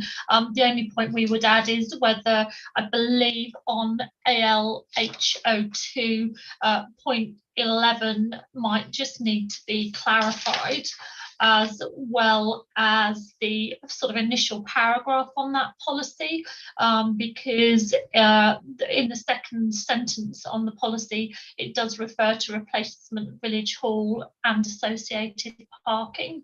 So I think we just want to make sure that there was appropriate clarifications within that detailed policy, so there was no sort of confusion later on.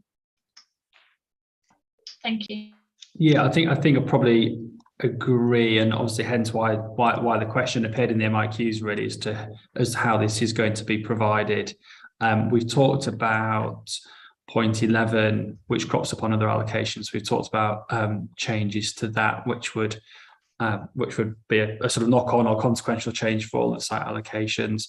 But I think I would probably agree with Ms Skinner that the policy just needs to be the emphasis changed, that yes, this is where the replacement village hall and its car park is going to be, but just reflecting what you've said, that essentially the developments within the parish will contribute towards its provision. So I think it's just a slight change of emphasis there. Ms Gilbert? Yeah, it was just really to thank Ms Skinner for raising that. It's something that the council is aware of, and we would propose to amend the policy wording accordingly.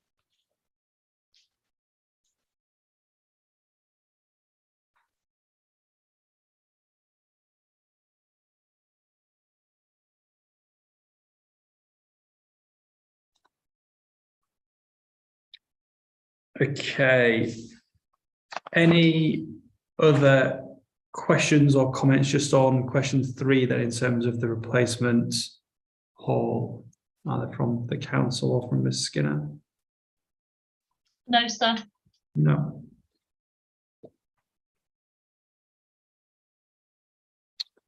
Question 4 was around potential impacts on heritage assets, and I think the council here has suggested that obviously these matters can be dealt with through the detailed design process, and there's nothing that prevents the allocation or would mean the allocation isn't justified.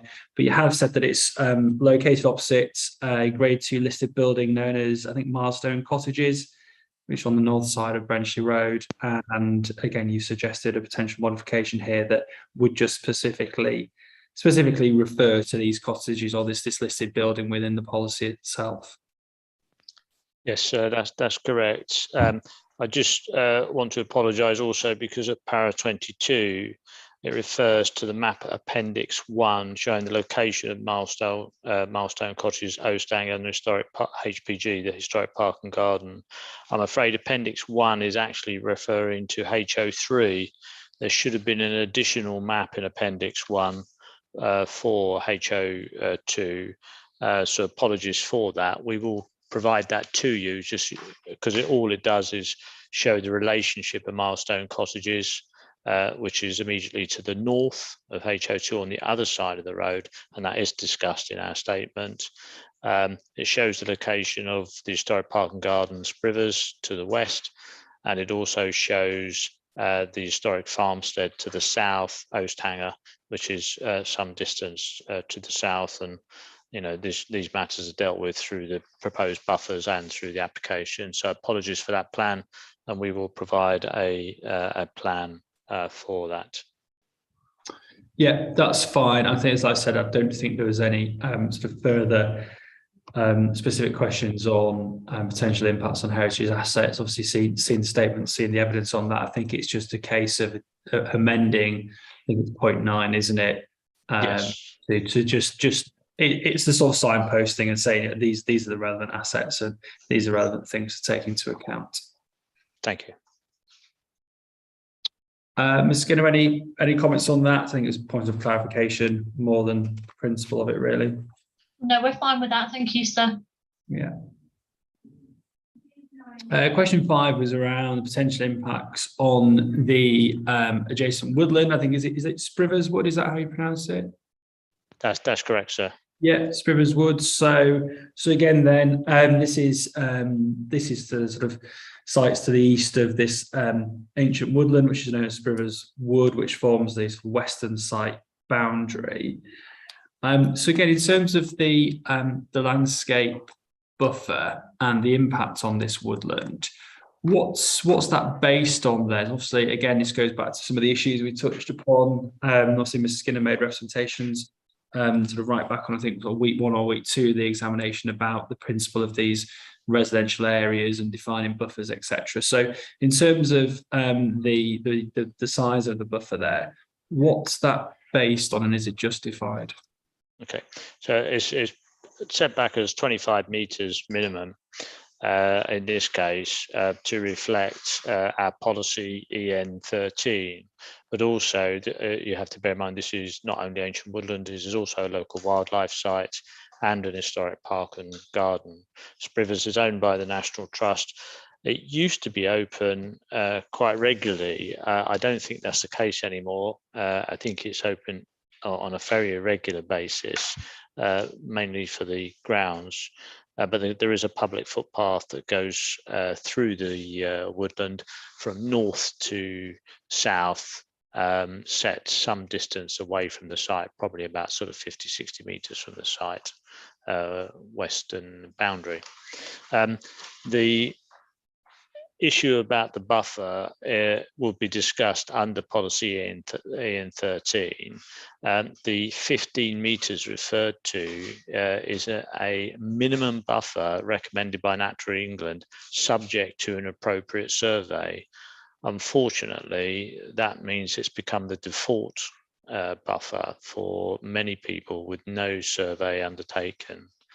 And it does even say in the guidance, and again, we'll cover this under EN 13, that often a much greater buffer is required, particularly for issues around certain environmental effects, such as noise or light, or the presence of veteran trees, etc.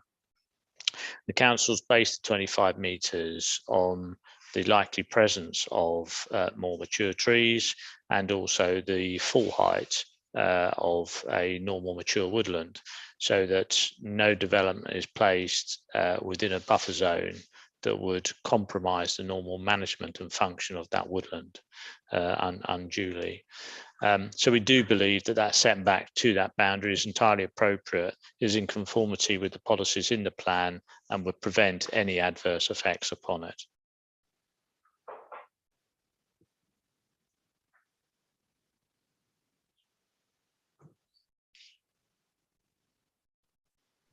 Okay, thank you. Ms. Skinner.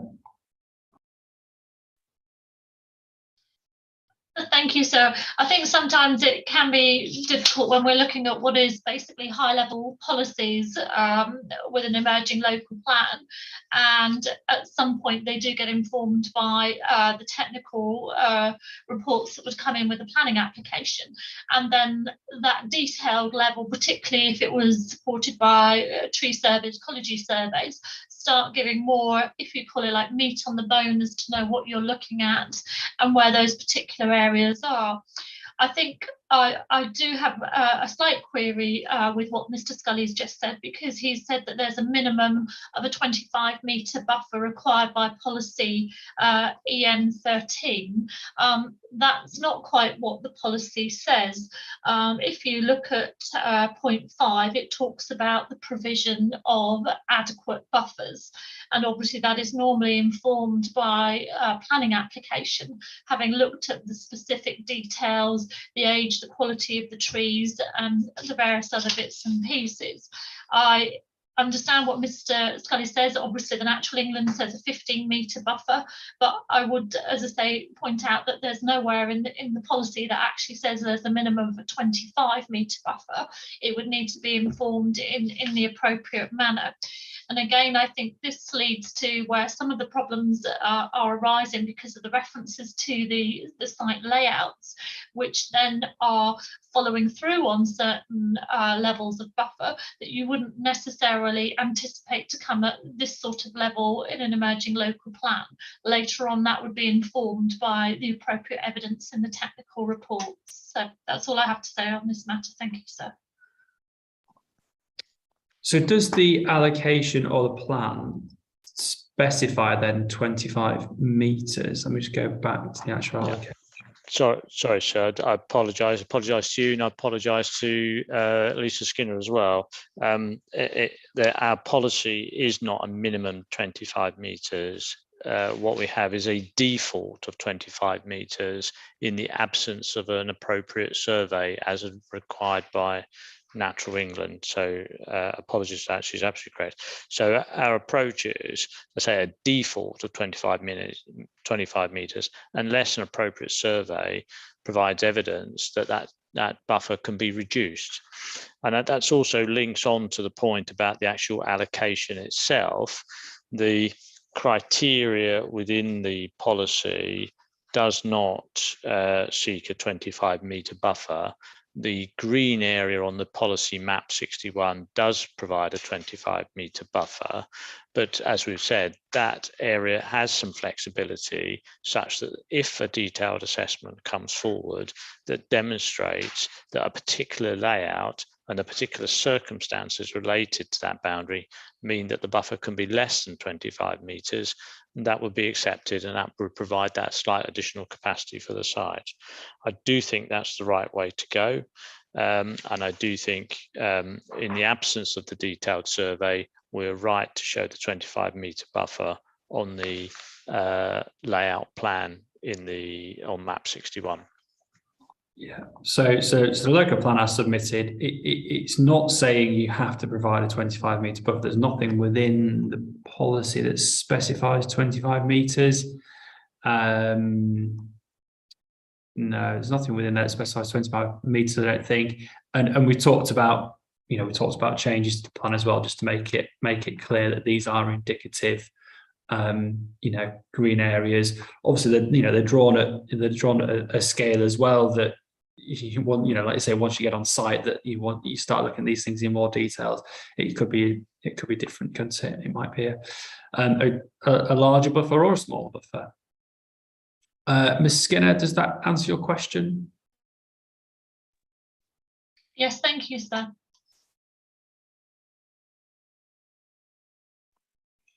Yeah, so essentially, for the purpose of the local plan, council are confident then that subject to an appropriate buffer, going back to the principle of the issue, that an appropriate buffer would ensure that there'd be sort of no harmful impacts on the adjacent woodland. Okay, a couple of other points I do want to go through on this particular allocation. Just want to touch upon highways. The point 3 of the development requirements, and again, this is again wording of the policy, and we've touched upon it on other allocations really. So part 3 states that obviously development shall accord with the following requirements. It says opportunities to be explored for extending the 30-mile-per-hour speed limit westwards along Brenchley Road to include the site and provision of associated gateway features. So a couple of things there really. Do you think the policy is effective? Again, it goes back to this sort of considering things rather than doing things. And secondly, what's associated gateway features? What does that mean? Is that sufficiently clear? I think so. We probably need to take a little bit of time just to review that criteria and to review. Oh, sorry, Ms. Gilbert. I think you're on mute. Sorry, my turn to be Mr. Scully's on not. And sorry, while Mrs. Gilbert looks at that, just in terms of a gateway feature, there is a scheme within Kent, and particularly within Tunbridge Borough Council, to associate the 30-mile-an-hour zone, particularly on the rural lanes, with a small gateway feature, which would be perhaps a small amount of fencing on either side of the road. You'll see this as you drive into Matfield. You'll see the 30-mile-an-hour sign. It has the village sign. It has a piece of timber work, and it's a way of indicating much more strongly to drivers a change in environment. And those can be very useful devices when that's done. But I'll allow Ms. Gilbert to answer the broader question. Yes, thank you, sir. So just picking up on the point about the opportunities to be explored, I think I'd agree that's probably not very specific as currently worded. And actually, we would want to make the criterion more robust and more clearly set out about what we were expecting developers to do in terms of looking at the speed limit there. So we would certainly wish to review that, and also, it may well be informed by supporting information that's been submitted as part of the current planning application. So just in terms of the 30-mile-per-hour or where it changes then. So whereabouts does it currently change speed limit then? Probably national speed limit to where does it sort of change when you're coming into the village down Brenchley Road? Again, I would need to just check that, sir, but Miss Skinner may be able to advise on this, but from memory, I have a feeling it was further east towards the village, but perhaps Miss Skinner may be able to clarify that. If not, I would check that and we'll get back to you on that point. Okay, Miss Skinner.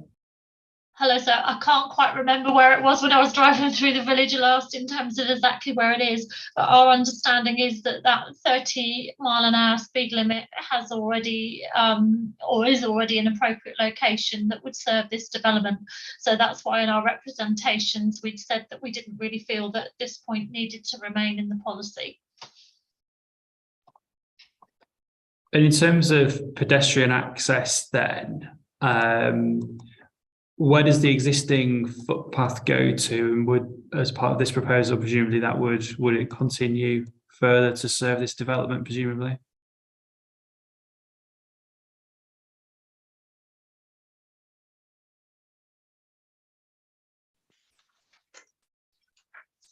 Sorry, sir, is that directed at me or the council? The council Moved on to point 5, sorry, 4. Yeah, the council in the first place, just understand obviously where the existing footpath is and how it would be amended or changed as a result of this proposal, because that maybe then answers the question about the 30-mile-per-hour zone as well. Yeah, so I think again it's a point I would need to clarify with some other relevant officers. And I think I'm correct in remembering that the current footway along Brenchley Road is located further east of the site. So I think to give you a proper full answer to that, we would need to just have a bit of time to look at that, sir. And what does the plan application show, or is it not going into this amount of detail at this stage, just in terms of access arrangements for pedestrians then?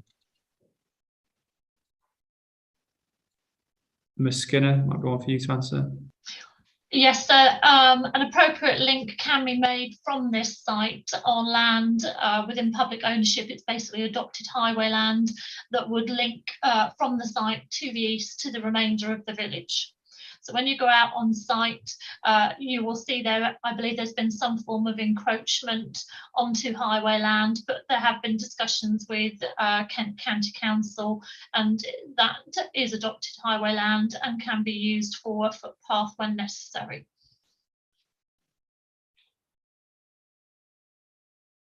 Okay, I think it sounds like what the council needs to do, if they wouldn't mind, is if you could just provide me with a very short note which just sets out what the current position is, both in terms of the speed limit along Brenchley Road and also the sort of pedestrian footways, and then what is or what the county council would envisage the development proposal seeking to do, whether that's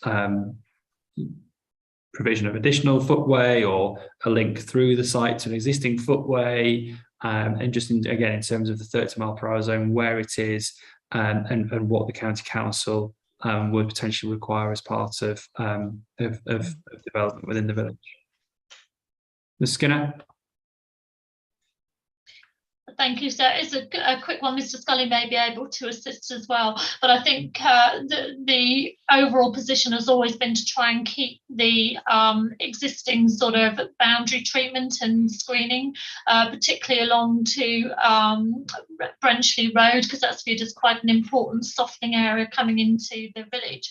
So my understanding, footpaths would be mainly potentially within the site, and then linking through to where obviously the village hall is proposed, and then the direct contact linking into the existing adopted highway on the eastern end, as you've stated.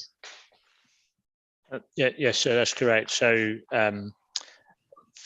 for the length of the site, going from west to east to be within the site, and then there is a short link then required from the northeast corner of the site into the village, And as Ms Skinner indicated, there is an issue there of encroachment and a narrow footway, but the footway can be widened within the highway land, is my understanding. But we will provide, as you've requested, the full details of that. And as part of that, it might be worthwhile just liaising with the County Council just on that point, that presumably their views on the speed limit as well would be informed by whether or not there would be a footpath along the frontage of the sites. And if maybe, I don't know if they're aware that the idea would be that it wouldn't be, and that the hedgerow would be retained, and then the footpath would be within the site and then taken up to the northeast corner. So of course, they have been consulted, and we've got that information, I'm sure. Yeah, so just a couple of points of clarification, really. The sort of second part to this as well is the sort of pedestrian access opportunities to, again, the woodland at the other side of the development then. And I think we've got point, where's it gone? 5, I think it is, isn't it? Opportunities to be explored to provide pedestrian access into the Scrivers Historic Park and Garden. So again, two issues really. First, what's that policy requirement seeking to do, and is it justified? And then secondly, it's this issue around, isn't it? Is the policy clear? Sort of opportunities to be explored. What's required? What does the developer need to do? Is it clear and effective? The rationale behind it, sir, is immediately to the west, as we mentioned previously. I think it's around about 50 metres. There is access to the footpath network. There's WT346, which goes southwards and joins with a public footpath going east and west and further south.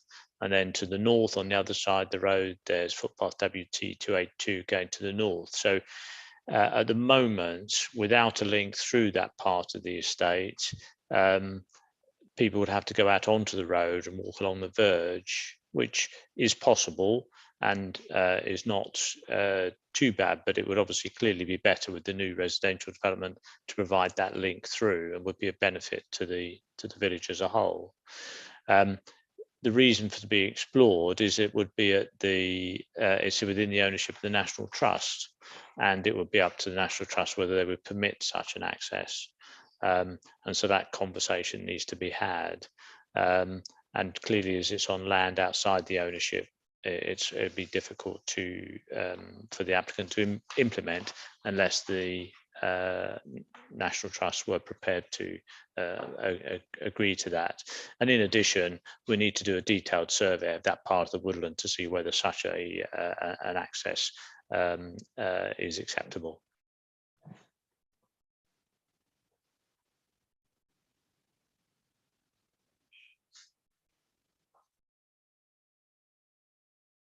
Ms. Skinner?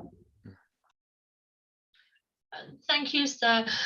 My client has had meetings with the National Trust to try and explore whether a footpath could be feasible. And there's a very difficult balance between acknowledging the importance of the ancient woodland, the ecology in that area, and that it can be quite a sensitive balance. And then by the very nature of providing a footpath and opening that area up, you're increasing recreational activity in that area, which can also have a negative impact on the reasons why obviously we've got ancient woodland and sensitive ecologies there. Finding a link through would not necessarily be easy, in the sense that you've got to have regard to the nature and the quality of the trees and the environment you actually have there. So I think as I say, my client is looking into that, but we do have concerns that there are certain balances there that would need to be considered, and also whether as part of this planning application it would actually satisfy the relevant tests for a planning obligation. As Mr. Scully correctly said, it's not within my client's ownership to deliver that or secure it, and I think it's more from our perspective it will be a nice to have, but whether it actually satisfies the relevant tests for an obligation, I think we somewhat doubt that might be the case overall, let alone that sort of sensitive balance between retaining the ancient woodland and the ecology in that area versus, you know, increasing recreational activity there. So we think those issues do need to be taken into account, and maybe that shouldn't necessarily be part of the current policy. It should be something that's explored as part of an application and to see whether it satisfies those relevant legal tests at that time. Thank you. So in terms of the access to public footpaths then, the public footpath that you said sort of goes north-south, the allocation boundary presumably then doesn't go up to that public footpath, so there'd be sort of land in between the allocation and the public footpath, which isn't in the developer's ownership and is owned by the National Trust. Is that correct then? That's correct. Yeah. So just on that then, do you think that the allocation policy requirement is effective? Obviously it's requiring sort of input and potential sort of third-party agreements here. Do you think it's effective? I suppose what we'd want from the developer is a commitment to allow an access through that woodland, and for them not to be frustrated on their land. And it would be up to the council, or open to the council, to explore with the National Trust to allow that link through to the development site. So all that you're asking the developers to do is make such provisions as he can within his development site, but it doesn't place an obligation on him. And that would only need to be provided if the council were able to achieve, through negotiation with the National Trust, that access. Does that make sense? So as part of the development then, would you, obviously we've talked about, you know, the retention of the hedgerow and sort of pedestrian permeability behind it, etc. So is the council sort of idea for the site that essentially there'd be a footpath through the site as part of the design? It would obviously get to the end of the allocation and potentially stop, but then it's allowing that potential future link then through to, you know, a link to the public footpath network, should that be provided by the National Trust, by the council, whoever in the future. Yes, that's what we want to achieve. We see that as an important benefit for the local community and something which is supported by national and local policy. Ms. Skinner, your views on that? So it's essentially, it would be as part of the design, sort of allowing a sort of pedestrian permeability through the site. Obviously you talked about the footpath anyway, linking up to the northeast of the site, so presumably this would just be something that would continue up to the western site boundary. I think there's a number of concerns, firstly in terms of how the policy is actually worded, because when you look at the second paragraph, it starts by saying development on the site shall accord with the following requirements. So shall accord, if you like, does not necessarily allow the sort of flexibility that's maybe been discussed. And when we look at point 5 in particular, when we look at the wording of that, it states quite clearly opportunities to be explored to provide a pedestrian access into the Spivers Historic Park and Garden from the site. It doesn't say up to the boundary. And that also causes a further issue in terms of what we've said previously. So even if my client was able to say, well, we will put a link up to the boundary, at the point in time that we would have to decide where that link would go, we'd have no idea whether it was connecting appropriately into a route that the National Trust was prepared to agree or had been negotiated by the council. And it also comes back to, is it right to be encouraging additional recreational activity into the ancient woodland, having regard to the impact that potentially could have? And as soon as a footpath is put up to a boundary, you're directing people into a particular area by trying to get them to use that footpath. And if that connection isn't quite right, what impact is that then going to have with people wandering in and out of the woodland, or using that as a physical sort of focus point to sort of get to that point? So my understanding is you don't necessarily want the public wandering all through the woodland. If there was to be something the National Trust wanted to encourage, you'd be trying to focus where people might go. I'm sure Mr. Scully's got his hand up, can maybe add to that, but it does raise a concern in terms of what the policy's stating and what Mr. Scully is actually now saying the council would like, which is maybe something up to a boundary. Thank you, sir.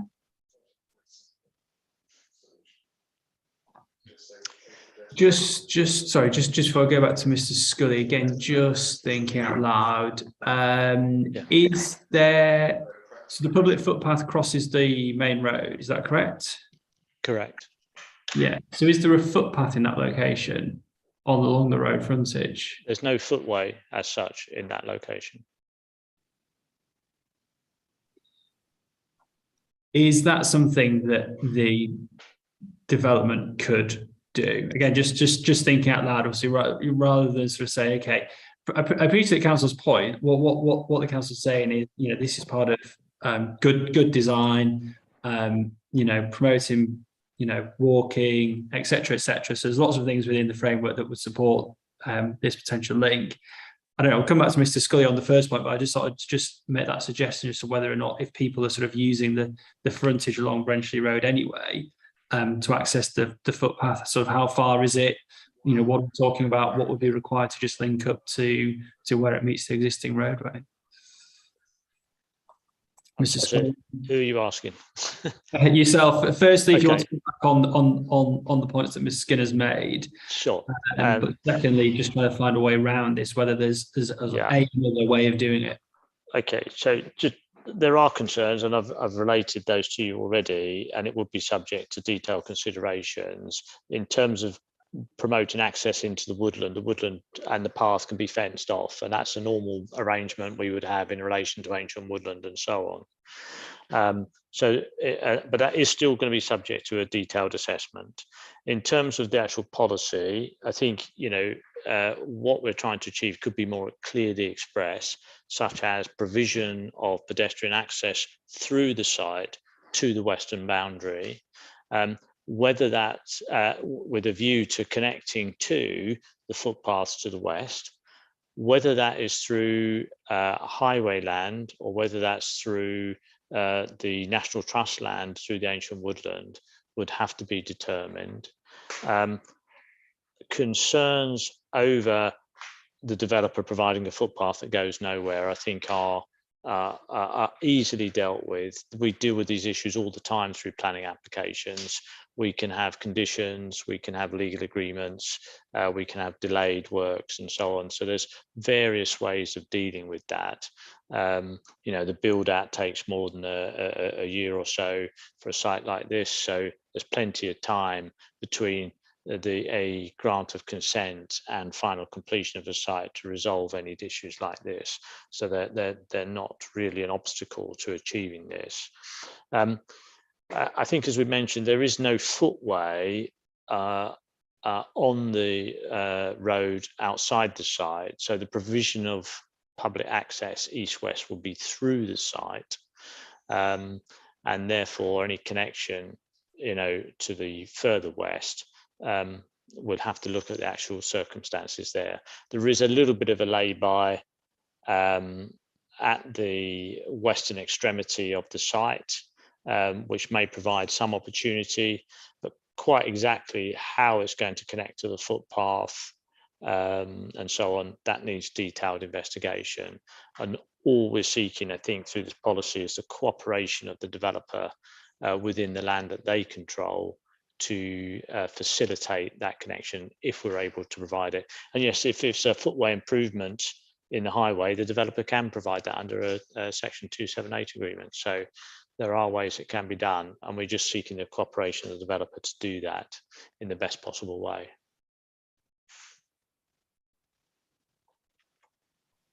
So going back then to the wording,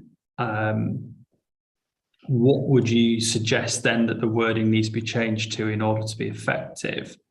I'm just mindful that Sure. Opportunities to be explored doesn't really. No, I understand that. So I think there's two parts to it. First is the provision of the pedestrian access through the site to the western boundary. So that's the first part, and we'll have to look at the wording there. And secondly is to facilitate, help facilitate the connection to the footpaths to the west. And we'll have to, I can't, off the top of my head, so I can't think of what would be the appropriate wording, but we'll provide something that would meet that aim.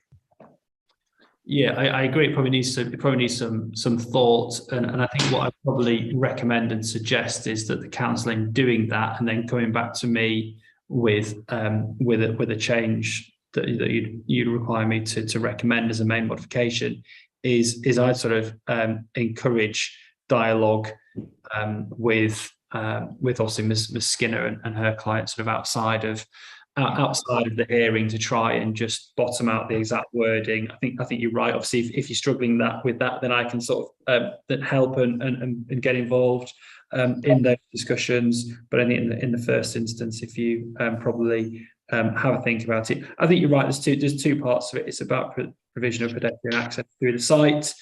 And then it's the second part of it, isn't it? Because you don't want to hold up or frustrate a development, requiring the input of a third party, for example.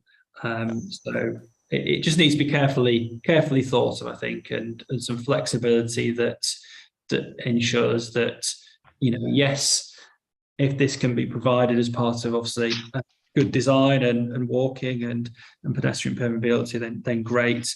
But ultimately, if it's going to be not feasible, then it shouldn't be something that would frustrate or hold up the development. Totally agree, sir. Oh, sorry. I was going to say, I've got some drafting in mind which we can share. And before we come back to you, sir, with I hope some agreed wording on those two parts of the policy. Thank you, sir. Yeah. Okay. Any other comments then on, let's just have a quick look whilst here, on any of the other development requirements? We talked about point 11, didn't we? Yeah. Ms. Gilbert? Just so if you recall, we had a question in the site selection methodology hearing session about affordable housing requirements and why they varied in the different allocations. And as part of that, at Appendix 2, we included a table that set out all the affordable housing requirements from the sites. And we flagged up for both this site, so HO2 and HO3, there's a requirement for 40% affordable housing. I was just going to raise that, for the sake of clarity, that we make specific reference to that in the policy wording, as we have other policies in the plan.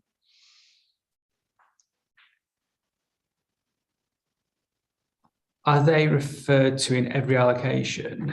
Yes, they are, and that we just had a couple of sites where it wasn't specifically mentioned, and we've suggested we've suggested an amendment in the table at Appendix 2 of the site selection paper on page 64, where we said policy wording, amend the policy wording to include the reference to the 40%.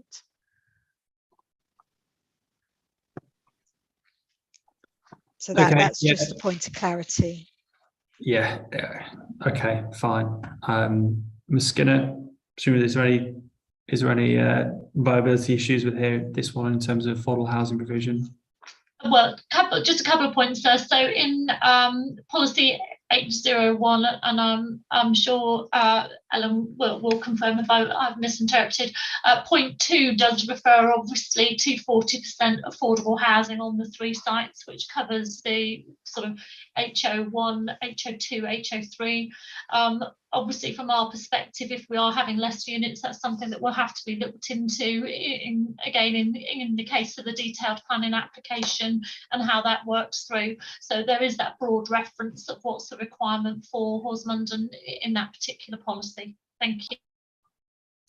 Yeah, obviously the plan's read as a whole as well. So you've got your affordable housing policy. So it falls into that grey area, doesn't it? Is it necessary for soundness? If the council feels strongly about it, then I'm happy to put it in. But the plan is read as a whole. I think it's clear that this would be a case of 4% affordable housing. Yeah. So Okay. there's caveats within the affordable housing policy around viability. It was merely a point of consistency, really, on our part. Yeah. And obviously, we've got the affordable housing policy as well, which sets it out as well. Yeah. Ms. Skinner, anything else? I had a couple of points on some other policies, but not on the affordable housing. Okay, yeah, happy to take those. It was broadly just reference. I think we've sort of covered it partially in the other hearing sessions, but just because we're on Horsmondon in particular, it was again the reference to the site layout plan. And I appreciate the council has said on a couple of occasions, well, it's indicative, but it doesn't actually say that anywhere. And I think that's quite important because we come back and look at the wording of the policies and the criteria that are down. It states specifically, development on the site shall accord with the following requirements. And then we look at map 61. We've got those areas that are quite clearly sort of shaded orange, green, and sort of the pinky lilac. And I think it's fair enough to say, Mr. Scully and Ms. Gilbert, the planning application that's come in at the moment changes and varies those areas, particularly in the light of where the village hall and the amount of land that would be taken. So we do have. I think we've covered that point in previous sessions, and I think I've advised the council that somewhere in the plan it just needs to be made clear that, obviously that these plans are there to sort of aid and guide development, and we've heard how developers have generally found them useful, but mindful that yes, it is a local plan, and that these things will be indicative and subject to detailed designs, etc. That's fine. So that was the only other points we had to make on this. Thank you.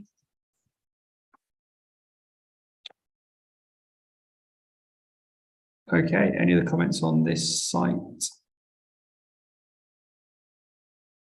No, sir. No, from the council? No. Thank you, sir.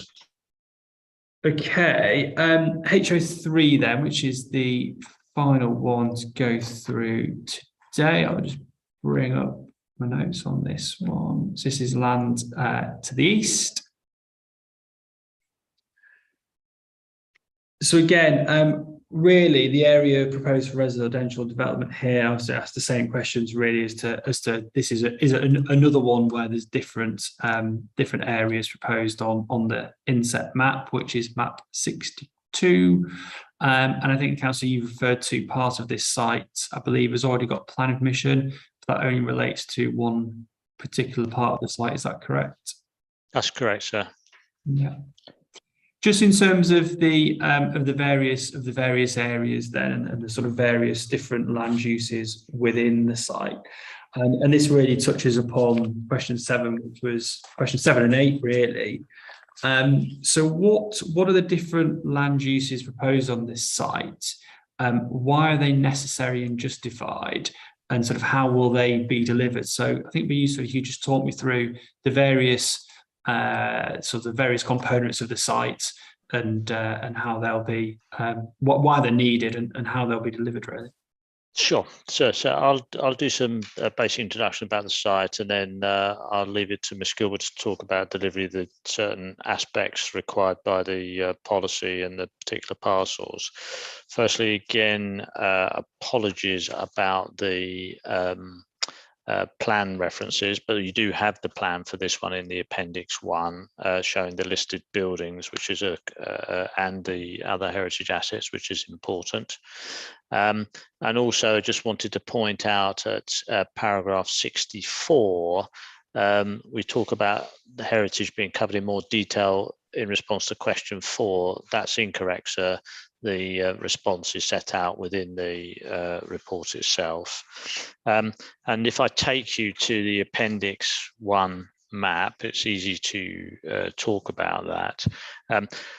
Firstly, this parcel of land, the one that's already got consent, relates to the 2 buildings at the southern end, and takes land to the west of the footpath that goes up the middle of the site, up to the properties which are excluded from the site in sort of blue there, and then goes back down towards what was the former railway line. So it's a smaller section of the site in the corner there that's got consent, and that's an area occupied by mostly redundant large farm buildings. In terms of heritage assets, the 2 properties at the bottom of the site are Old Bassett's Cottage, grade 2, and they're excluded from the development. But clearly they've been considered in relation to the scheme that has consent. And the other property that's excluded above that is Bassett's Villas, which is a non-designated heritage asset. And again, the effects on that have been considered through the detailed application. To the east, you have a small row of cottages there, which is New Bassett's Cottages. That's a non-designated heritage asset. And that open green land in front of them is an important part of their setting, but also an important part of the setting of the village. It also has a sort of a remnant old orchard on it.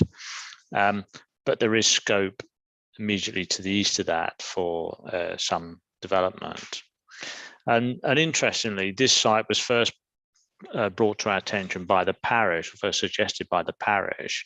And when we went to look at it, and if you do go to site, so it's obvious to yourself as well, as you walk up the footpath that goes from south to north, the elevation starts to rise considerably. And as you get towards the top of the site, you get a much larger view or a much broader view over the countryside to the south. That has been picked up in the setting report, the ANOB setting report. Although we're some distance from the ANOB, there will be views into and out of the ANOB to this area, and that's been picked up by the policy. So that area that is purple is community use. We've suggested community orchard. We can talk about that again a little bit later. And the area, the bulk of the area to the south, east and southwest is to be developed for built development. And then the land to the northwest is to be safeguarded for the school. You'll see on this plan an indicative railway line, which is shown to be the hop pickers line, and that's TP6, I think, which is the safeguarded route. This is an historical railway line. It's no longer present there. And actually at the northwest corner, there used to be a bridge with the railway line going underneath it. The land either side of that bridge has been infilled so that the land is now virtually flat at that end between the school and land to the east. However, at the southern point of the site, the railway cutting is still very much there. And the idea is that that is preserved as a green route through the site. So the green spaces are trying to restrain development from the upper levels and provide the necessary amenity space and frontage to those properties, but also preserve the amenity of the footpath and the route, the green route along the hop pickers railway line. In terms of the orchard itself, orchards are an important feature of the area. It's currently laid to orchard, and that was initially in agreement with the parish. The parish have more latterly indicated they might want some provision for allotments. We're very happy with that. We've suggested a minor amendment to the policy which would enable that. But community orchards and allotments vary considerably in their configuration and often driven by local interest and needs. But we still think that's an important feature for this development and provides an appropriate setting for the settlement. In terms of how the school and the medical facilities and so on can be delivered, perhaps Ms. Gilbert will answer that, but hopefully, sir, that's given you an understanding of the site context. I should just also say the plan shows some listed buildings immediately to the south of the site. These are all grade 2. They've got the station host, a farmhouse, the wheelwright's barn, and a coach house. They're all grade 2. Okay, thank you, sir. So if I pick up on just where Mr. Scully's left off, and really our responses are set out in the response to questions 7 to 9. So first of all, question 7 talked about the justification for the safeguarded land. And in essence, there is an identified need to expand the primary school by a single form entry, and that's set out in the council's infrastructure delivery plan and has followed ongoing engagement throughout the plan making process with the county education providers. So the IDP makes specific reference to the need for future expansion of the school, and in addition, the completed statement to common ground with county council educational providers also sets that out. And in essence, the extension to the school would cater the growth needs through the plan and would provide for Brenchley, Horseman Den, and the Lamberhurst and Matfield KCC education planning area. So that's the first point. So there is a clear need to expand the school, which is obviously identified by the county. And the idea is that would be in the pink area of shown safeguarded for that use on the site. And the existing school is located immediately adjacent to the western boundary of the site, so adjacent to the pink area. And then in terms, is that where the doctor's surgery would go as well? No, if I touch on the doctor's surgery now, so yeah. There is obviously the requirement in the policy for GP practice.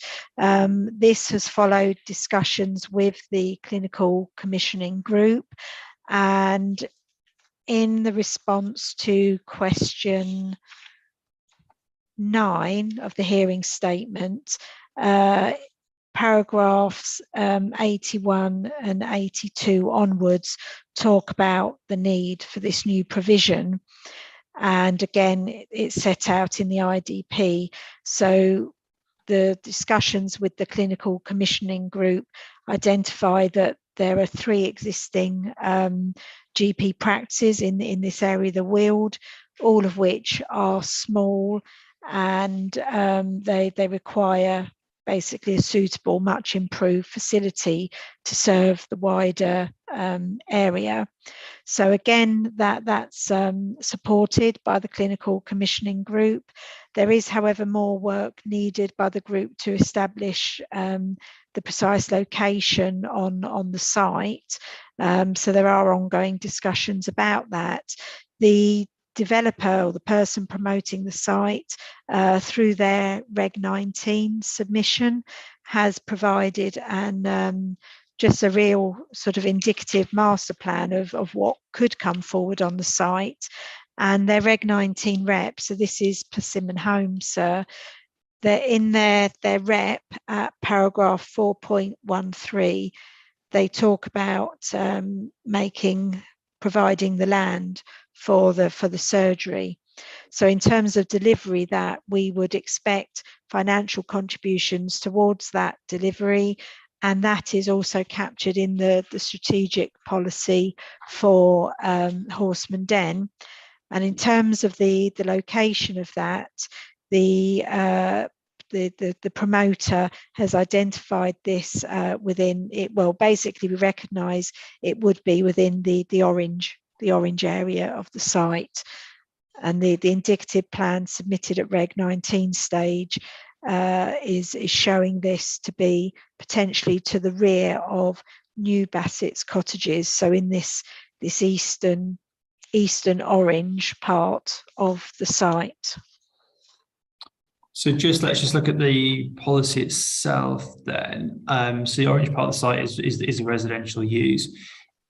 Is that clear enough from the policy then? If we go and look at the requirements, it says residential development should be located on the areas identified for residential and doctor's surgery use.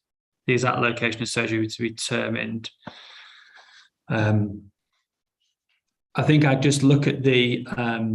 I don't have any further questions about the principle of these. These community facilities services that are set out in the IDP. But I think just again, going back to the policy itself, I would have a look at criterion 14, which again is this recurring theme about, ensuring the provision of these facilities might not just be through a legal agreement, and also just making it clear then, not necessarily where the doctor's surgery would be, because that can be determined through the master planning, but that it would be within this orange area as well. Okay. Then, yeah, that's the idea. And then obviously you've got the suggested modification around the sort of the purple area, should we call it, for the community use, and some modifications around that. Again, I think sort of flexibility is the key there, really, isn't it? Was Mr. Scully's talked in depth about, the rationale behind it and its purpose and its role and its function.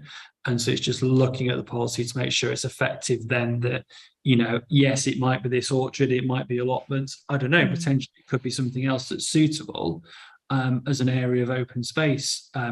I don't know. So it's just making sure that once the development comes forward, the plan application comes forward, that it's not unduly restricted to a very specific type of use, when actually something else might serve, a perfectly adequate function. Mr. Scully? Sorry, sir. Yes, there are also some other minor changes we're proposing to the policy text. Firstly, criterion 13, as you said, we set that in the text at para 77 about using it for allotments as well. We've also got in criterion 6, we've used the word landscape appraisal, whereas everywhere else we've used landscape and visual impact assessment. So I think it's right, for consistency, we alter that. Yeah, agreed. There's also criteria 8, which you have asked about. What is the justification for lower density? And particularly when we're going to be undertaking a landscape and visual impact assessment anyway, which would determine that kind of thing.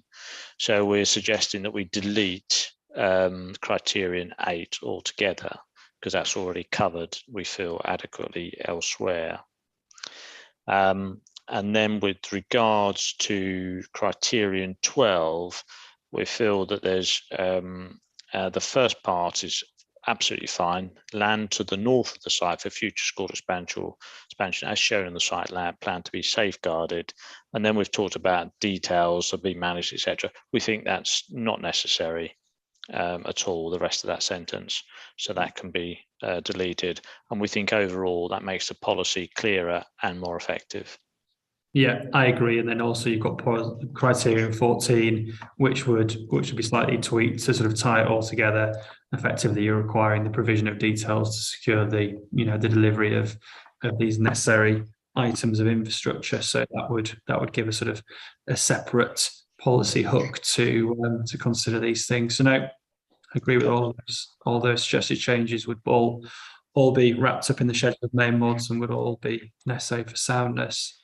On that, I think really my questions on this allocation, I say you obviously set out in quite some detail within the hearing statements and various other documents, and the sort of rationale and reason for these, for the site layout, for the different uses, etc.